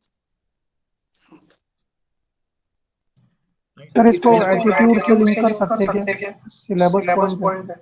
कर सकते हैं। देखो सी एथिक्स क्या है, it's an open field, you have given भाई सारे क्वेश्चन जनरल से हैं, now it's up to you कि how much creative you are, how much you have the knowledge, how much examples you have, और सब link करके अब लिख दो, कोई दिक्कत नहीं है, ठीक है? सर मैं ये पूछना चाहता हूँ कि जैसे इसमें दिया हुआ है गिव रेलेवेंट एग्जांपल्स, तो in this question specifically can be used examples as the proposition, examples as the examples as the proposition, जैसे सब पॉइंट लिखते हैं ना, वैसे अपन एग्जांपल्स को यूज करें कि सारे जो भी अपने एलजीबीटी हुआ और मैरिज, एग्जांपल वाइज मत करो, क्योंकि एग्जांपल वाइज तो चीज तो एक ही कर रहे हो ना, you describing the same thing ना, एग्जांपल्स आर डिफरेंट, पर उसका कंटेंट तो हर एक का अलग लिख रहे हो, पर वो है तो एक ही चीज, राइट? सो यू उतना टाइम भी नहीं होगा एग्जाम में, ठीक है? यू हैव हार्डली 7-8 मिनट्स होगा इसको करने का, so you better first make a right up, जो इसका पैराग्राफ या जो भी पॉइंट में डालोगे जो इसको एक्सप्लेन करेगा, then you go for the examples, okay? हमेशा देखो एग्जांपल से एक्सप्लेन करने का तरीका अलग होता है, हाँ, एग्जांपल से एक्सप्लेन करने तरीके, देखो इसमें क्या दो तरीके हैं, एक तरीका ये होता है कि एग्जांपल के हिसाब से आप अलग अलग चीजों को एक्सप्लेन करो, अलग अलग क्या थ्योरी को एक्सप्लेन करो, है ना? ये बोल रहे हो कि मैं 4 एग्जांपल लिखूंगा, चारों से इसको एक्सप्लेन करूंगा, उससे उसमें क्या है कि चारों का कंटेंट तो एक ही रहेगा ना, essence of the content will be same, example will be just different. तो ये करना आपका टाइम बर्बाद करेगा, और आपका ये फोकस इसका खराब हो जाएगा। फोकस इसका ये नहीं है, example is the subsidiary thing, आपको पहले स्टेटमेंट को बताना है, एग्जामिन करना है, एग्जांपल उस स्टेटमेंट के सपोर्ट में डाला जाएगा, ठीक है? तो एग्जांपल आप बाद में डालो लास्ट में, पहले आप उसको पूरा एक्सप्लेन करो, राइट? सर जैसे आप ही बताइए, जैसे आप ये वाला क्वेश्चन अगर आपके पास आता तो मतलब what were the sub point जो आप देते एग्जांपल्स तो हम निकाल सब पॉइंट्स के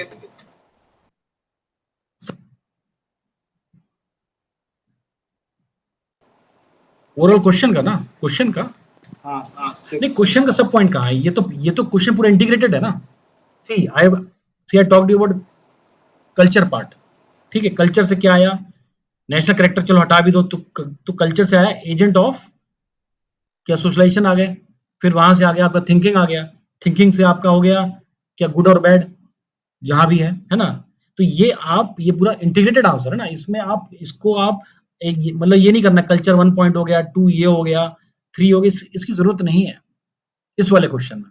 इट कैन बी कि जहां पे आप पॉइंट को तीनों अलग अलग कर लो डिफरेंशिएट, पर इस क्वेश्चन में तो पूरा इंटीग्रेटेड क्वेश्चन है, राइट? देखो आप क्वेश्चन का एसेंस समझ के आंसर लिखना है, क्वेश्चन का कीवर्ड का आंसर नहीं लिखना है। बहुत लोग क्वेश्चन का कीवर्ड का आंसर लिखते हैं, right? Are you getting me Parth? इसको ये वाला पार्ट में हिस्ट्री में भी आएगा, उसमें लोग कीवर्ड तोड़ के लिखते हैं, मैं उसको एक्सप्लेन करूंगा। Next session. मैं समझ गया सर। मैं मतलब ये जैसे अपन क्लास 11 12 में होते थे कि पहले तो समझा दो और फिर आखिरी में एग्जांपल, जैसे आपने पूरा पहले समझा दिया ऐसा होता है राइट, और ये दो तीन एग्जांपल, क्योंकि वो कॉमन चीज है ना उसका, वो एग्जाम्पल तो आपको बस क्या सपोर्टिंग है ना, इसलिए अगर एग्जाम्पल अलग अलग हैं, वेरिड हैं, और हर एग्जाम्पल से एक एक एक नया कॉन्सेप्ट निकलना है और वो एज पर द क्वेश्चन है, then you have to go with that format, example and explanation format. ठीक है, तो आपका ये सब चेंज होता रहेगा as per the requirement of the question. ठीक है, कोई भी फिक्स फॉर्मेट नहीं है। ओके, अब now I think I will tell you some more thing. हाँ, तो जैसे Yes. एजेंट्स वाला बोला तो डोंट यू थिंक मतलब कि अगर हम खोलें ऐसा तो थोड़ा फारफेच हो जाएगा क्वेश्चन के कॉन्टेक्स्ट को देख के। क्या अच्छा एजेंट लिखना ये कि ये एजेंट्स रहे हैं जिससे हमारा को पता चलता है कि सही है गलत। अच्छा ठीक है मत लिखो। ठीक है, तो ये जो है ना, क्या थिंकिंग कहाँ से आएगा, थिंकिंग जो सबका वेरिड होगा कहाँ से आएगा बता दो, वो वर्ड लिख देंगे। If you are trying to avoid agent of solution छोड़ दो, यू टेल मी कि गुड एंड बैड का लिंकिंग आप थिंकिंग से कैसे करोगे। थिंकिंग आपने कुछ सोचा तो गुड और बैड वो है कि नहीं, उसके पहले बहुत सारा क्या वो प्रोसेसिंग हुआ है, तो प्रोसेसिंग कहाँ से आया है, आपका पास्ट रिकॉर्ड से है। पास्ट क्या रिकॉर्ड है, जब आप छोटे थे तो आपको जो जो सिखाया पेरेंट्स ने, फिर आपको टीचर ने सिखाया, फिर आपके जो पीयर ग्रुप ने सिखाया, उसके बाद आपने टीवी देखा, मीडिया देखा, प्रिंट मीडिया, तो उससे आप सीखे, आप उसको थिंकिंग, कॉम्प्लेक्स थिंकिंग हुई, जो पहले क्या बोल सिंपल थिंकिंग थी वो कॉम्प्लेक्स होगी, और आप इमीडिएटली आप पे क्या गुड और बैड है वो आपने थिंकिंग से जान लिया, है ना। तो अब उस इन दोनों के बीच का जो भी रास्ता कुछ भी लिख दो। एजेंट ऑफ सॉल्यूशन तो मैंने बताया, if you want to write some other word you can write. ठीक है सर। तो ऐसे ना आपको माइंड खुला रख के सोचना है, नहीं सर, एग्जाम में अप्लाई करना है। ठीक है सर, थैंक यू। एग्जाम में अप्लाई करना है। Now I want to explain because आज तो इसी में निकल गया, कुछ और एक्स्ट्रा बताता हूं, नहीं तो फिर आपको लगेगा कुछ मजा नहीं आया, तो और अच्छा मजा लेने के लिए कुछ एक दो चीज और बता देता हूं। ठीक है, सो first of all, I will talk about the word limit concept here. See, word limit I have already told, go for the time limit, not the word limit. Word limit concept का कोई फायदा नहीं, time limit concept is important, right? I have already discussed it. Now how we have discussed it, we will do in the question in the order of decreasing order of your knowledge. The best question in the beginning you will take some more time, then lesser time, and as a time goes वो time कम होता जाएगा, और आपका last question तक भी 4-5 minute बैठेगा, लेकिन आपको ज्यादा आता भी नहीं है तो you will right something little bit, और उतना काम चलेगा, उसका आपका काम हो जाएगा। It will not be a bogus answer, but it will be what you know you have written as per the question asked. So you'll get maximum marks in that question. ठीक है, ये हमने चीज हुआ फॉलो।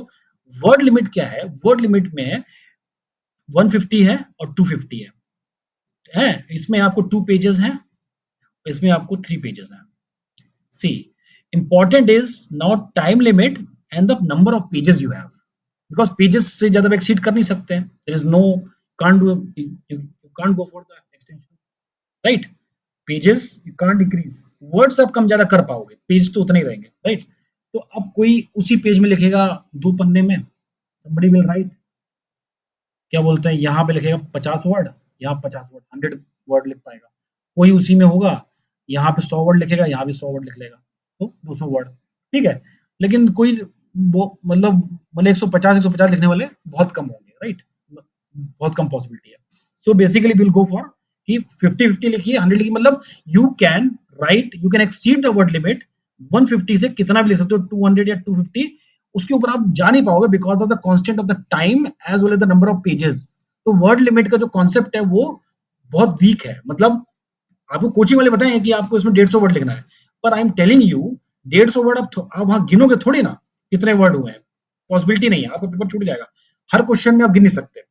और word limit आपको ज्यादा लिखनी पड़ेगी ताकि your what ever you know is covered in the 2 pages या फिर 3 pages, what ever pages you have got, 2 pages मतलब 10 मार्कर है, और आपके 3 पेज हैं आपके क्या बोलते 15 मार्कर में, तो उसमें क्या है कि you are not going to count any words, possibility नहीं है।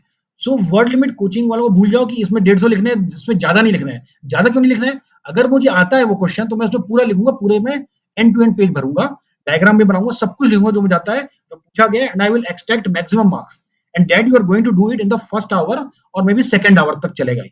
ठीक है, you will write as per your knowledge completely whatever is asked, elaborate on it, don't worry about the word limit, exceed it, don't, the more you, देखो आप exceed कितना भी करोगे 3 page 2 page ज्यादा नहीं कर पाओगे, तो पॉसिबिलिटी नहीं है कि आप 150 को 500 वर्ड में लिख दो या फिर 300 या फिर 250 को 500 वर्ड में लिख दो, आप लिखोगे 150 ही एक्सीड कर पाओगे, right. So nobody is going to count your words, only they will see you have written sufficiently, है ना, पेजेस भी पूरे भरे हैं और एंड टू एंड लिखा है, डायग्राम है, you will get more marks. ये पूरा एकदम वैलिड है, मैंने भी किया है और मेरे स्टूडेंट यहाँ चंद्रा है जो भी सिलेक्ट हुआ है फॉरेस्ट सर्विस में, और भी लोग हैं, एक दो क्या बोलते हैं, और वो अभिनंदन भी है, अभिनंदन भी लास्ट ईयर किया था ये क्लास मेरा। सो मे बी, क्या अभिनंदन तुमने एक्सीड किया वर्ड लिमिट? यस सर, मतलब कुछ में टाइम ज्यादा लिया तो उसमें ज्यादा लिया। हाँ, वो हो गई होगा, जिसमें ज्यादा हो उसमें ज्यादा नंबर मिलेगा, है ना। चंद्रा के भी नंबर बड़े हैं, 300 कितने थे चंद्रा? 321 से 390 कितने हुए हैं चंद्रा? Is there? ठीक है।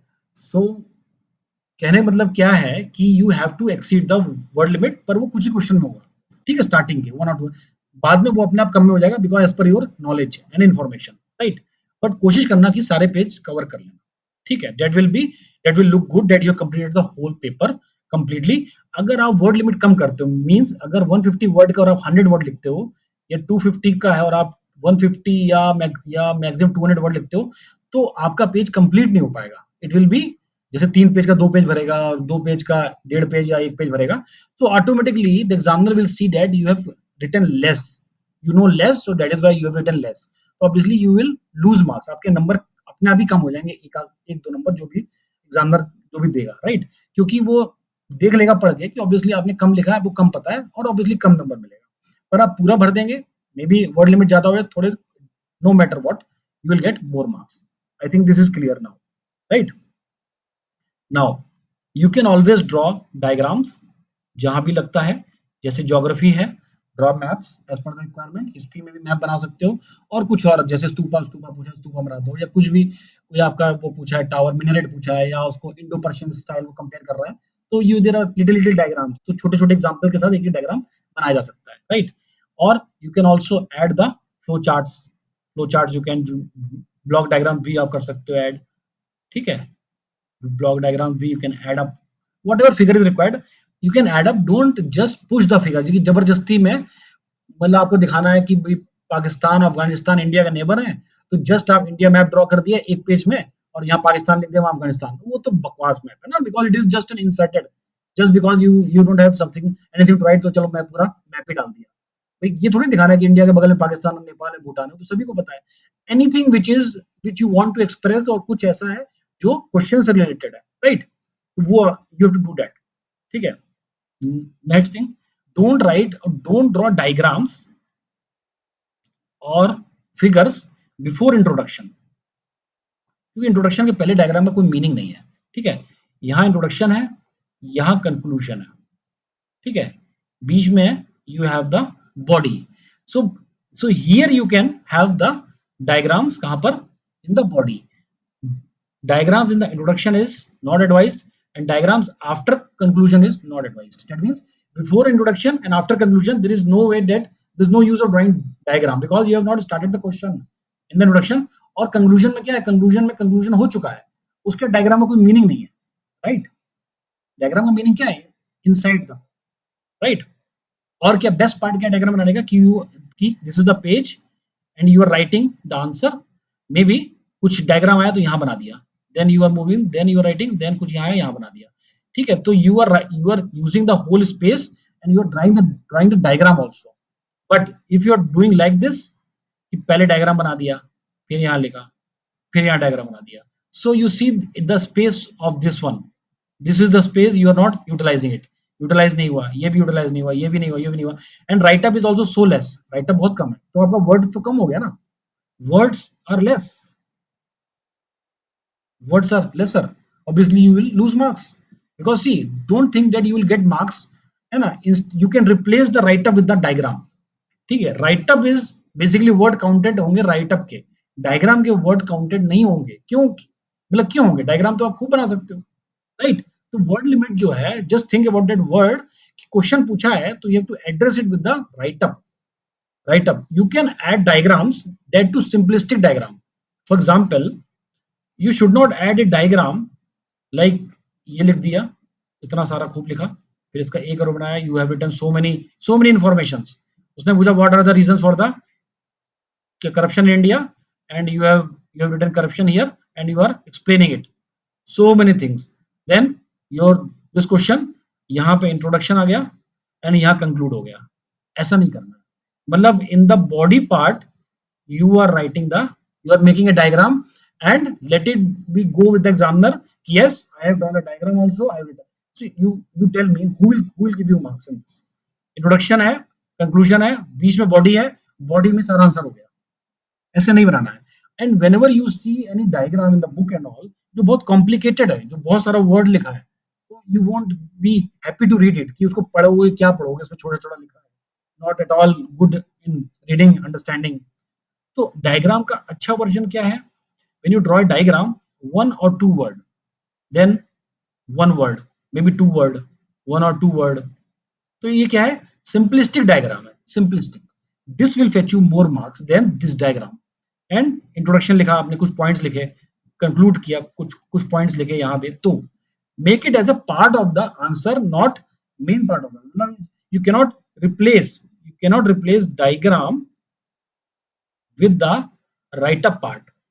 मतलब सोचो कि डायग्राम डाल देते हैं, राइट अप हो जाएगा, नहीं होगा, राइट? और आपको पता नहीं चलेगा कि आपका क्यों सिलेक्शन नहीं हो रहा है, कॉल क्यों नहीं आ रहा, क्योंकि यही नंबर आपके कम होने चले जाएंगे. 2-2, 3-3 नंबर अगर आपने 4-5 जगह क्वेश्चन में कर लिया तो आपके चले गए 10 नंबर चले गए, राइट, टोटल में, राइट. सो ये जनरली होता है. तो उसका बेस्ट पार्ट यही है कि you write something, whatever writing, then you draw diagram in the right, फिर लिखा, फिर कुछ डायग्राम, दैट्स ऑल. छोटा छोटा बड़ा जैसा मर्जी जाओ. जब when you know the answer very well, आपको आता है answer, you know the content in the first hour, ऐसे लिखना है. Second hour में भी लिख सकते हो if you know the content well and you know the diagram well. But at later stage, in the maybe the third hour, last hour, you might not know much. मुझे ज्यादा नहीं पता है, लेकिन मुझे डायग्राम पता है इसमें क्या बनेगा. Then you write an introduction, draw diagram, बड़ा बना दो, बीच में स्पेस भर दो. Then you write something else. Then you move to the next page, फिर कुछ डायग्राम वगैरह बना दो. Then you write something, then complete the answer by जो भी कंक्लूजन करना है. इसका मतलब क्या है? This is the way to cover up your answer. You do not know much about the answer because you are going to attempt in the third hour. Last hour है, last आधे घंटे, last 15 minute, तो ज्यादा नहीं पता, थोड़ा बहुत पता है, डेफिनेशन, इंट्रोडक्शन, कुछ लिख दिया, अंदर कुछ लिख दिया. So in the end you make a diagram, बीच में भर दिया ताकि वो पेज भर जाए. ठीक है, these are basically to cover up. ठीक है, मतलब ये बहुत अच्छा काम नहीं कर रहे हो, लेकिन बस चारा नहीं है ना, आपको एक एक नंबर खींचना है, हर जगह से आधा नंबर आपको चाहिए. अगर आप डायग्राम नहीं बनाओगे और आपको लिखने को सिर्फ 2 ही पैराग्राफ है, तो आपका 3 पेज कैसे भरेगा? 3 या 2 पेज. तो पेज भरना है, पूरा कंप्लीट करना है, तो you are drawing the diagrams. Okay, clear है? ये तो है आपको कवर अप करने के लिए. अब मान लो जो क्वेश्चन, जो आपका फर्स्ट आवर के क्वेश्चन है या फिर सेकंड आवर क्वेश्चन है, you know them very well, बहुत अच्छे से आते हैं. सो आपको क्या करना है? इंट्रोडक्शन लिखना है, फिर आपको जो भी पूछा गया है उसका आपको बनाना है heading. Use the words on the question के वर्ड्स लिखने हैं, अपने वर्ड्स नहीं. उसने पूछा रीजंस, तो आपने लिख दिया मिलता जुलता वर्ड लिख दिया. रीजन का पूछा what are the reasons of the unemployment in India, तो आपने लिख दिया. ओके, मान लीजिए क्वेश्चन पूछा गया what are the reasons for the unemployment in India, and you are writing the reasons and you writing the word like this. The reason नहीं लिखा वर्ड आपने, you are writing the causes of unemployment in India, है ना. तो आप यहाँ word differ कर गए. आपने लिखा रीजन ही है, पर आपने डिफरेंट वर्ड यूज किया other than the question asked. तो आपको एग्जामिनर नंबर नहीं देगा, क्योंकि he will feel that you are answering what is not asked, one thing. Secondly, either you did not read the question properly, or you have read the question properly but you do not know the answer, so you are beating around the bush. You are using similar terms in other form and writing the answer. ठीक है, तो हमें क्या करना है? We have to use the words on the question से words अपने answer में होने चाहिए, ताकि लगे कि exactly you are addressing what is being asked, not what you know. ठीक है, ये क्लियर है? सो अच्छे से आता है. कभी-कभी क्वेश्चन में बड़ा टर्म दिया हुआ होता है, तो मतलब कीवर्ड्स यूज करो. अगर बीच फिर एक्रोनिम करके कर देना. एक्रोनिम अगर स्टैंडर्ड है तो करोगे, या उसमें एक्रोनिम दिया हुआ है तो करोगे, अगर नहीं दिया है तो फिर पूरा लिखना पड़ेगा। एक्रोनिम का भी मैं बताता हूँ अभी कैसे करना है, ठीक है। तो उसमें कीवर्ड यूज कर सकते हो, right. If you don't want to write the whole word तो कीवर्ड लिख करो, ठीक है। सो इंट्रोडक्शन लिखा, जो कीवर्ड है वो लिखा, हेडिंग डाला या अंडरलाइन किया, देन यू हैव रिटन 1 2 3 4 5 जो भी रीजंस है। यहाँ छोटा मोटा डायग्राम अगर कुछ आ रहा है तो बना देना है, जबरदस्ती का नहीं, अगर कुछ लगता है तो। देन फिर यहाँ 6 7 8 लिख दिया, फिर कोई डायग्राम आया, देन एक दो स्टेटमेंट, फिर उसके कंक्लूजन आ गया, ठीक है। दिस विल बी द, है ना, गुड आंसर कि जो आप फर्स्ट आवर में करोगे। आपने you are making the good use of the space और the pages you have, judicious use of the pages. This way you are going to score more marks. Last में क्या है कि वो तो जल्दबाजी में आता भी नहीं, तो उसमें पेज भरने के लिए डायग्राम बीच में डाल देना है। About the acronym, if you are using a well known, क्या बोल रहे हैं, एक्रोनिम, जैसे यूपीएससी हुआ, सीबीआई हुआ, है ना, ओएनजीसी हुआ, ये सब वेल नोन है, बहुत सारे वेल नोन है, right. You know that number of them. कुछ है जो जो आपने अभी बनाया है ना, कुछ भी हो सकता है, may be you can say, है ना, anything which which is not a well known acronym। नहीं नहीं नहीं सागर, गवर्नमेंट तो ठीक, government is fine, it is a standard way to write, no problem, है ना। any acronym which you are using for the first time or it is not a very popular acronym, so you have to write it full, then in the bracket you can write the acronym, then you can use this acronym anywhere, ठीक है। एक बार specify करने के बाद आप use कर सकते हो। You have seen this such type of method used in the Hindu newspaper. Hindu newspaper में वो फर्स्ट एक बार लिख देंगे, उसको ब्रैकेट में लिख देंगे acronym, then they use the same acronym here and there, ठीक है। दिस यू कैन डू, ठीक है। Now already I told you, never substitute the write up with the figure like diagram, है ना, कि फिगर डाल दिया, डायग्राम डाल दिया, राइट अप छोड़ दिया, नहीं। Right up is important, figure diagram can add value to your answer, not substitute, okay। also try to use different style of writing, मतलब आंसरिंग क्वेश्चन, कभी कुछ मैंने बोला ना, जिससे सेम टेम्पलेट मत यूज करो, सेम टेम्पलेट। इफ यू जैसे क्वेश्चन आता है as per your knowledge information, you change the template whatever you can feel like, ठीक है। Hello sir. हाँ हेलो। हाँ सर, मुझे थोड़ा सा डिफिकल्टी होती है कि कहाँ यूज करना है डायग्राम्स या चार्ट्स को, तो यूज करना जरूरी होता है क्या? नहीं देखो, नहीं कोई जरूरी नहीं, बहुत लोग सिलेक्शन होता है बिना डायग्राम यूज करे भी लोगों के अच्छे नंबर आए हैं, और ऐसे भी लोग हैं जिन्होंने खूब डायग्राम बेच किया, उनके नंबर नहीं है। देखो, diagram is the part of the answer, है ना, उसका सब्स्टिट्यूट नहीं है। So if you know a good diagram, if you know the right diagram, then you use it. If you are not very sure about diagram और या उसको जबरदस्ती डाल रहे हो, then don't do it, because wrong diagram अगर दिख गया तो एग्जामिनर समझेगा इसको लगता है क्वेश्चन पकड़ में नहीं आया, इसने गलत लिख दिया, तो डायग्राम से आप एक्सपोज हो जाओगे अगर आपका डायग्राम गलत है। So try to make a right diagram. If you know wrong diagram के नंबर नहीं, उल्टा कट जाएंगे, ओके। जो मैंने बताया ना कि आपको कवर अप करना है, जो आपको डायग्राम बना देना है, यहाँ मैंने बताया ना बीच में। अब डायग्राम अगर गलत हो गया तो आप कवर अप क्या करोगे, आप तो एक्सपोज हो जाओगे, आपको आता ही नहीं है क्वेश्चन, आपने गलत डायग्राम बना दिया है, या आपको, है ना, तो इसमें आपको कवर अप नहीं होगा, आपका नुकसान हो जाएगा। तो ऐसा नहीं करना है, सब कुछ अपने दिमाग से करना है ना, with your own common sense, है ना, वो सब यूज करते हुए एग्जाम में नंबर लेना है। ऑल्सो जैसे आपको कोई क्वेश्चन विजिबल बनाना है, जैसे मैंने बताया ना, विजिबिलिटी बढ़ाना है, तो इंट्रोडक्शन लिखा, वो आपने क्या बोलते हैं पॉइंट लिखा, अंडरलाइन किया, कीवर्ड अंडरलाइन बहुत इंपॉर्टेंट है, उसका कंक्लूड किया।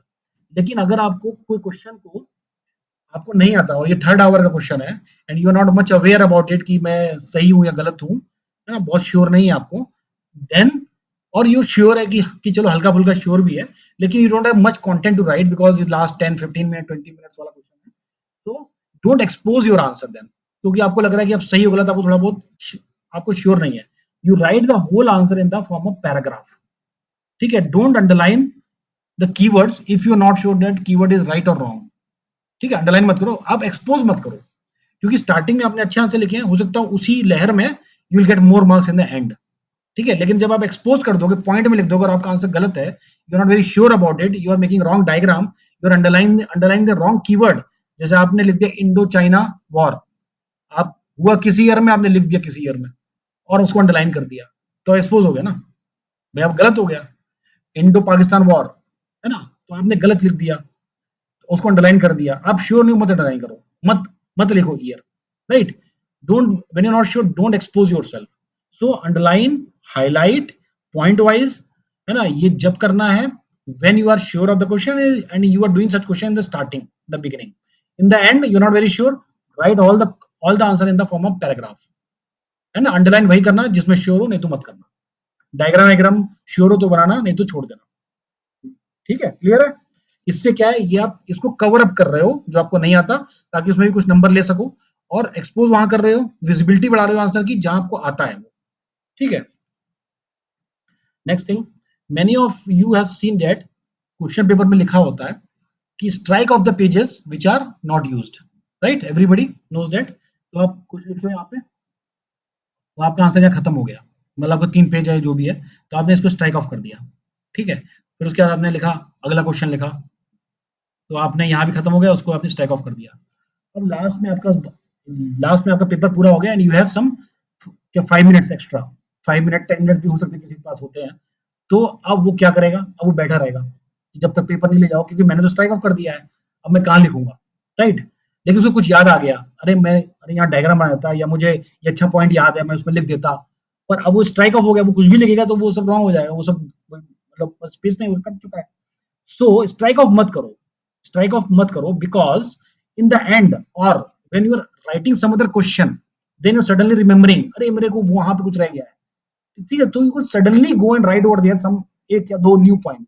वो एग्जाम में याद आता रहता है, जो भी आप जो भी मेंस लिखे हैं पहले भी, यू नो डेट कि एग्जाम में याद आता है, अरे उस क्वेश्चन वो पॉइंट छूट गया है, तो आप इमीडिएटली उस क्वेश्चन के बाद जाके आप क्वेश्चन अटेम्प्ट कर लेते हैं and you come back to the new question, right. आप उसमें कुछ और ऐड कर लेते हैं, डायग्राम बना लेते हैं. मेरे साथ भी हुआ, सबके साथ होता है. लेकिन जब स्ट्राइक ऑफ कर देंगे, then there is, you can't add anything, any value to that, है ना. आप अपना मार्क्स जो आप पा सकते थे, इफ यू हैव नॉट, है ना, उसको उसको कट नहीं किए होते, स्ट्राइक ऑफ नहीं किए होते, वो आप मार्क्स नहीं पा पाओगे. So in turn striking off means you are losing some marks which you could have gained when you suddenly remember some point in some question. तो that is why strike off मत करना, कुछ नहीं होता है. मैंने कोई पेपर में कभी भी स्ट्राइक ऑफ नहीं किया, ठीक है, और कोई दिक्कत नहीं होती है. और मैं स्टूडेंट को एडवाइस करता हूँ कि उससे कोई फर्क नहीं है, just you will score more marks. अगर कुछ याद आता है तो you can always have the chance to write something. ठीक है.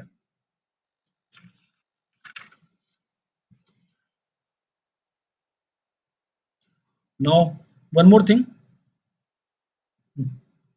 if you want to discuss the introduction, conclusion, see whatever it is 10 marker or 15 marker. ठीक है. इंट्रोडक्शन और conclusion 1 or 2 sentences is sufficient. ठीक है. Main is the body of the question, of the answer. ठीक है. Without body you won't get marks. Now let me tell you some more thing, just 10 minutes लेंगे, उसके बाद हम लोग and करेंगे. ठीक है. Now I'll tell you something more about the introduction conclusion. See, Ira Singhal have not written any introduction and any conclusion in her answer. She has said this in a blog, and you can check it out. So introduction conclusion, because she is a slow writer, so उसने सारा लिखा था point wise, सारे questions she had attempted in a point format without introduction and conclusion, and she is the topper. She was the topper. Now Tina Dabi, she has written every answer in introduction conclusion included, plus most of the answer in paragraph form, and she is also the topper. So there is no rule that you should write in introduction and conclusion, because UPSC is, UPSC ने कोई rule नहीं बनाया है कि introduction conclusion लिखना है और नहीं लिखना है, या करना है या नहीं करना. It's you make the rules, right, for yourself, based on your strength and weaknesses. कितने स्ट्रेंथ है आपके पास, कितना क्या आप में कमियां हैं, based on that you have to win the battle of mains. ठीक है. तो win the battle of mains में बहुत सारे पास क्या अस्त्र और शस्त्र है, introduction, conclusion, body, diagram, figures, बहुत सारी चीजें. सो नाउ अगर आपका इंट्रोडक्शन कंक्लूजन कमजोर है या आप स्लो राइटर हैं, सो आप इंट्रोडक्शन कंक्लूजन को कम कर सकते हैं. मैं उसको बताता हूँ कैसे. सी, टीना डाबी ने कुछ किया, इरा सिंघल ने कुछ किया. हम लोग, अगर मैं बोलता हूँ कि इंट्रोडक्शन कंक्लूजन मत लिखो, तो आप लोग एकदम वो हो जाएंगे, घबरा जाएंगे. सो हम क्या करेंगे, will take a balance approach. हम स्टार्टिंग के आवर में या फर्स्ट आवर में या सेकेंड आवर तक इंट्रोडक्शन कंक्लूजन लिखेंगे, हमको आता है तो हम लिखेंगे.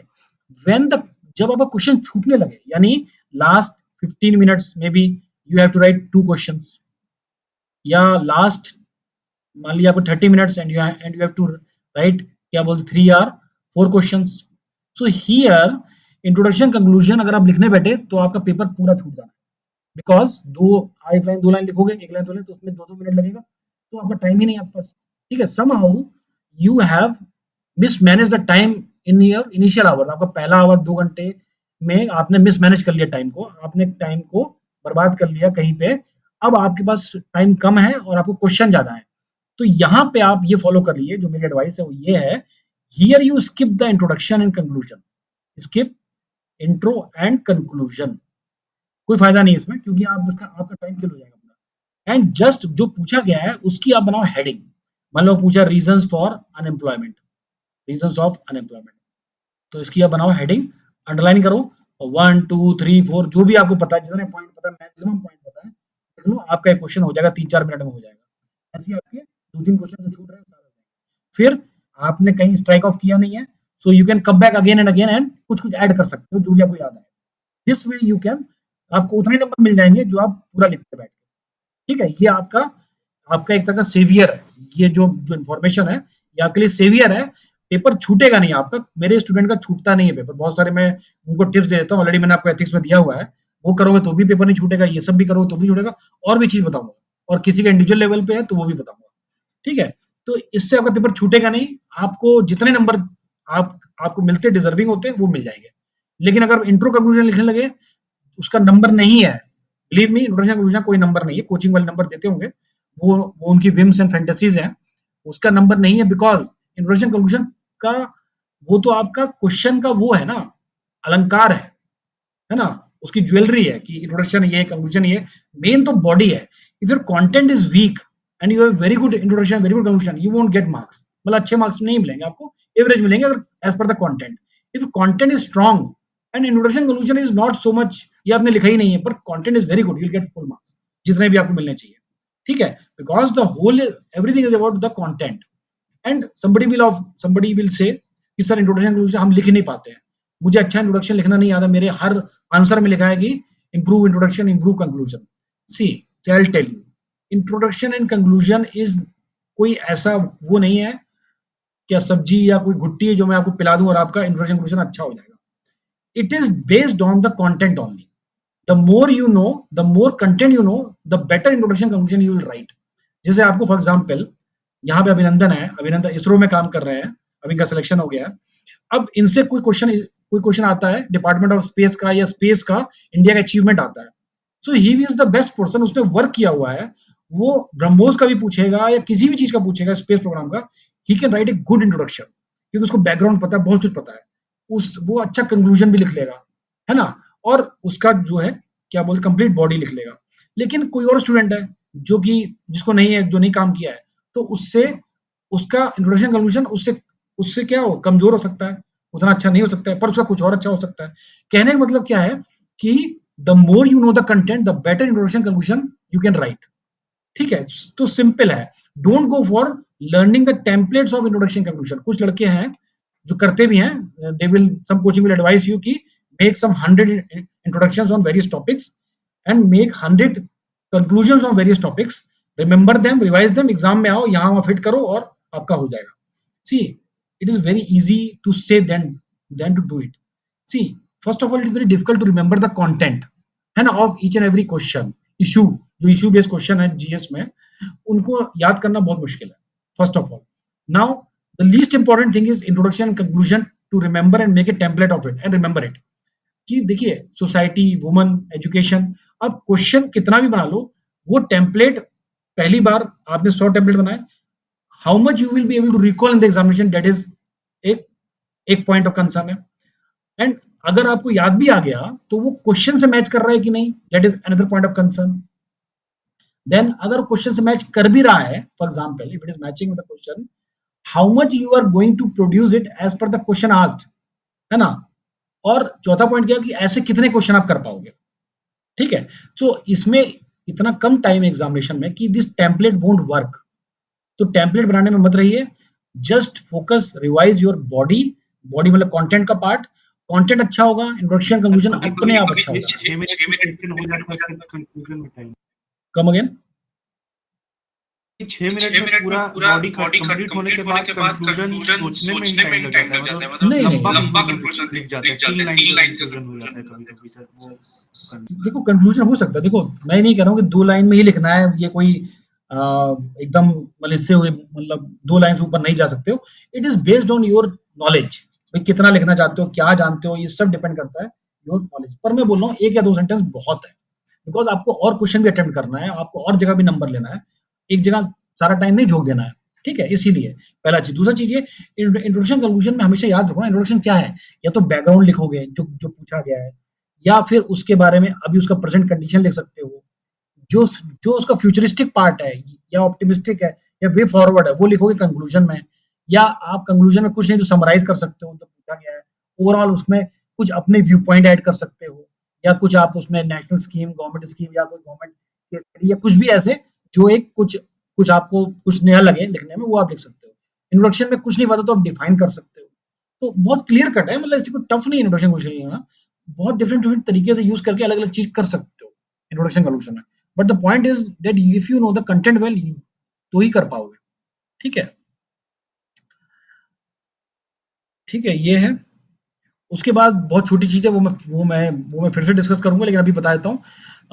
एग्जामिनेशन के बाद जो आपका पहला पेपर हो, दूसरा पेपर हो, बीच में आपको गैप मिलता है, इंटरवल, उसमें आपको क्वेश्चन पेपर किसी से डिस्कस नहीं करना, आंसर डिस्कस नहीं करना, because it's mains examination, everything is subjective, nobody कोई बोलेगा आपने गलत लिख दिया, ये पॉइंट छूट गया, वो पॉइंट छूट गया, आपका दिमाग खराब हो जाएगा, कोई फायदा नहीं है।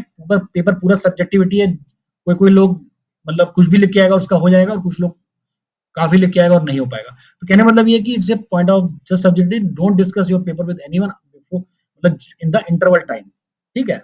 ये मैं जस्ट ऐसे बता रहा हूँ, बाद में मैं इसको पूरा फिर से क्या क्या करना है आपको एग्जामिनेशन डे में, मॉर्निंग से लेकर इवनिंग तक, 2 दिन पहले क्या करना है, 1 दिन पहले करना है, मैं सब बताऊंगा, ठीक है? अभी तो बहुत टाइम है, तो जब आएगा तब उससे बताएंगे, राइट? सो अभी as of now whatever I have told you, try to practice the test series, use those things effectively and find out that where you find it more effective, क्या आपके लिए best है, क्योंकि जो मैंने बताया वो एक सबके लिए है, अब उसमें कौन कितना अच्छा है वो उसको उस तरह से मॉडिफाई कर सकता है, राइट?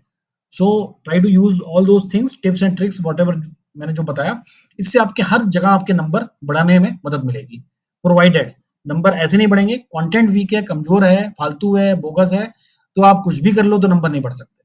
कंटेंट अच्छे होने के बाद ये सब एक्स्ट्रा नंबर है, यानी आपको क्या 350 से ऊपर लेना है तो ये सब चीज करना पड़ेगा, तब आप 400 क्रॉस कर पाओगे। 350 आप कंटेंट के दम पे कर सकते हो, पर कुछ एक्स्ट्रा करना पड़ेगा तब 400 प्लस हो जाएगा। 410 लास्ट ईयर पल्लवी का था, और जिन लोगों का नहीं हुआ है इस साल, जो मेरे स्टूडेंट्स हैं, व्योम है, क्या मन्यू है, इन लोग की 396 397 है जीएस में, इनका नहीं हुआ बिकॉज ऑफ क्या ऑप्शनल का थोड़ा कम नंबर था, किसी का इंटरव्यू कम था, राइट? तो कहने मतलब ये है कि all this things you practice definitely you will get more marks then your potential. और भी चीज भी है, will discuss in the next Sunday.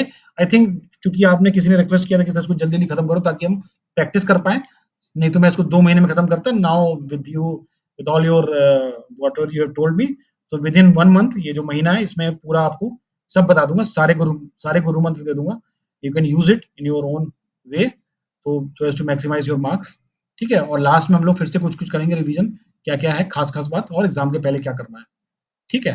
Any other query you can ask me, then we can end up.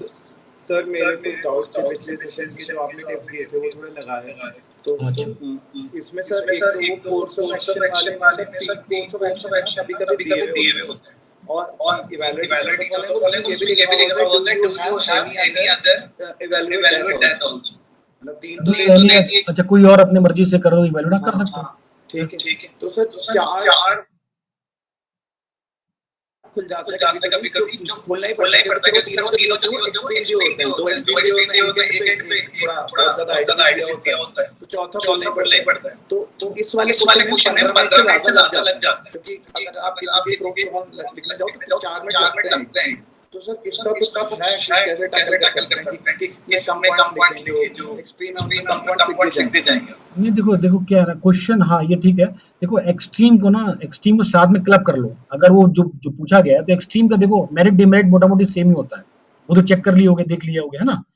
तो मोटा मोटी same होता है, तो उसको एक साथ क्लब करके उनका मेरिट डिमेरिट लिख दो, और फिर जो तुम्हें एक्स्ट्रा लिखना है वो लिख दो। देखो whatever be the case 15 minute से ज्यादा लिए, see whatever be the case 15 minute से ज्यादा लिए, तो you are going to lose on the theory part.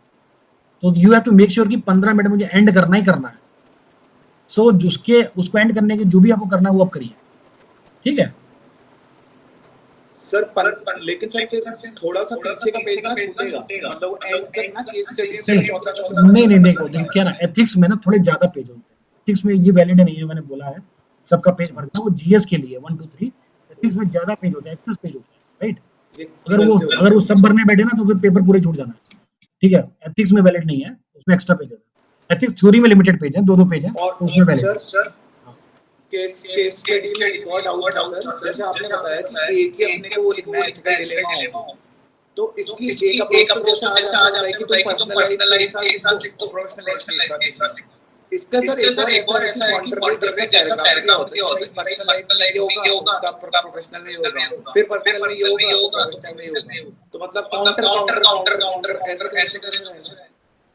नहीं, इसमें तो बहुत क्लियर था. जैसे वो एग्जांपल प्रिंसिपल का है, वो तो वेरी क्लियर है कि उसमें क्या पर्सनल लाइफ में क्या कमिटमेंट है, वो तो मालूम ही है. वाइफ है, बेटा है, पास हो जाए, वाइफ खुश हो जाए, तुम वो भी खुश रहेगा, फैमिली इंटीग्रेटेड रहेगी, डिप्रेशन नहीं होगा लड़के को, यही सब है. और क्या प्रोफेशनल में क्या है, प्रिंसिपल हो तुम, lack of integrity, lack of honesty, है ना, डिसऑनेस्टी आपने शो करी, ग्रीडीनेस है. फिर उसके बाद आपने चीटिंग करी तो क्या हुआ, अनबायसनेस हुआ, है ना. उसके बाद क्या हुआ, you can have the action penalizing, क्या पेनलाइजिंग मतलब एक्शन बाय द अथॉरिटीज, ऊपर पता चला तो आपको बदनामी भी होगी, है ना, लॉस ऑफ रिस्पेक्ट, ये सब बस हो गया खत्म. ये दोनों चीज है ना, उसमें क्या है उसमें लगाना दिमाग, है ना, सिंपल है, ठीक है. Everything is over. Yes sir. और कोई सवाल किसी के पास? तो पार्थ कैसा, ठीक चल रहा है तैयारी? ठीक है.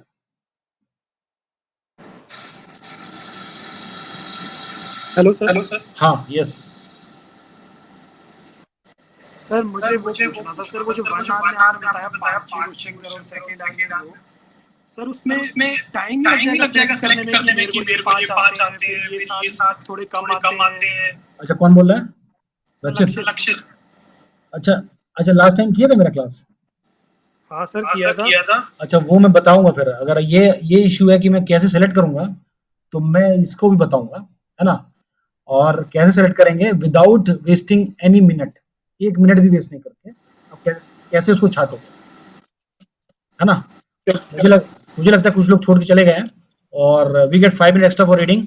नहीं जरूरी नहीं है पार्थ, बहुत जगह नहीं मिलता है, और अगर मिलता है तो अच्छी बात, लेकिन कई जगह नहीं मिलता. यूपीएससी में मिलता है, बाकी सब बहुत सेंटर वाले एड भी देते हैं पेपर, है ना. सो उसको बताने में मुझे लगेगा 15-20 मिनट, ठीक है. मैं अगले सेशन में लेता हूँ, है ना. And just make me remind, मेरे को एक बार मैसेज कर देना तो मैं उसको भी जोड़ दूंगा. I will tell how to उसको कैसे कैटेगराइज करके फटाफट लिख देना, ठीक है. जैसे सर कई बार लगता है कि ये क्वेश्चन में आता है, पर जब लिखने बैठते हैं लगता है यार नहीं यार ये इतना अच्छा नहीं आता. हाँ, उसको सेकंड टाइम लिखना चाहिए था. वही वो मैं पूरा डिस्कस करूंगा. जस्ट इन 1 मिनट में आप वो सब डिसाइड कर लो, ठीक है. इसमें ज्यादा टाइम थोड़ी लगाना है, 5 मिनट लगा दो तो फिर एक क्वेश्चन ही हो जाता.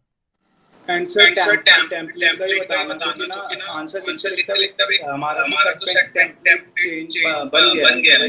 ये लिखना आप थोड़ा सा उसको आगे अगली बार बताना. अच्छा, ठीक है. तो ये वाला एथिक्स वाला पूरा हो गया. नेक्स्ट क्लास में जीएस 1 2 और 3 में भी ऐसी या क्वेश्चन आंसर फॉर्मेट में हम डिस्कस कर लेंगे कि क्या करना चाहिए था, क्या नहीं करना चाहिए था, और उसमें फिर कुछ हम और चीज पॉइंट डिस्कस करेंगे, जैसे ये वाला पॉइंट, और ऐसे भी डिस्कस करेंगे. ऐसे तो आपको अनिका मैडम पढ़ा ही रही है, बता ही रही है, और मैं कुछ आपको वो बताऊंगा जो वो नहीं बता रही है, मतलब उनको नहीं बता रही है, उनको ध्यान दे. तो हम लोग वो चीज मैं वो चीज बताऊंगा जो आपको एक्स्ट्रा एस देगा ऐसे में, है ना, ताकि आपको जैसे नहीं डूज एंड डोंट्स ऑफ ऐसे हैं, कैसे बचाव करना है, कैसे आपको आंसर और अच्छा करना है, तो ट्रिक्स एंड ट्रिक्स है वो मैं दूंगा ऐसे, ठीक है. नेक्स्ट सेशन में डोंट मिस सेशन, है ना, अगला सेशन भी नहीं मिस करना है, ठीक है. Okay everybody, any other query? No queries, ठीक है फिर. Okay, thanks a lot, thanks a lot everyone. Thank you sir. Thank you sir.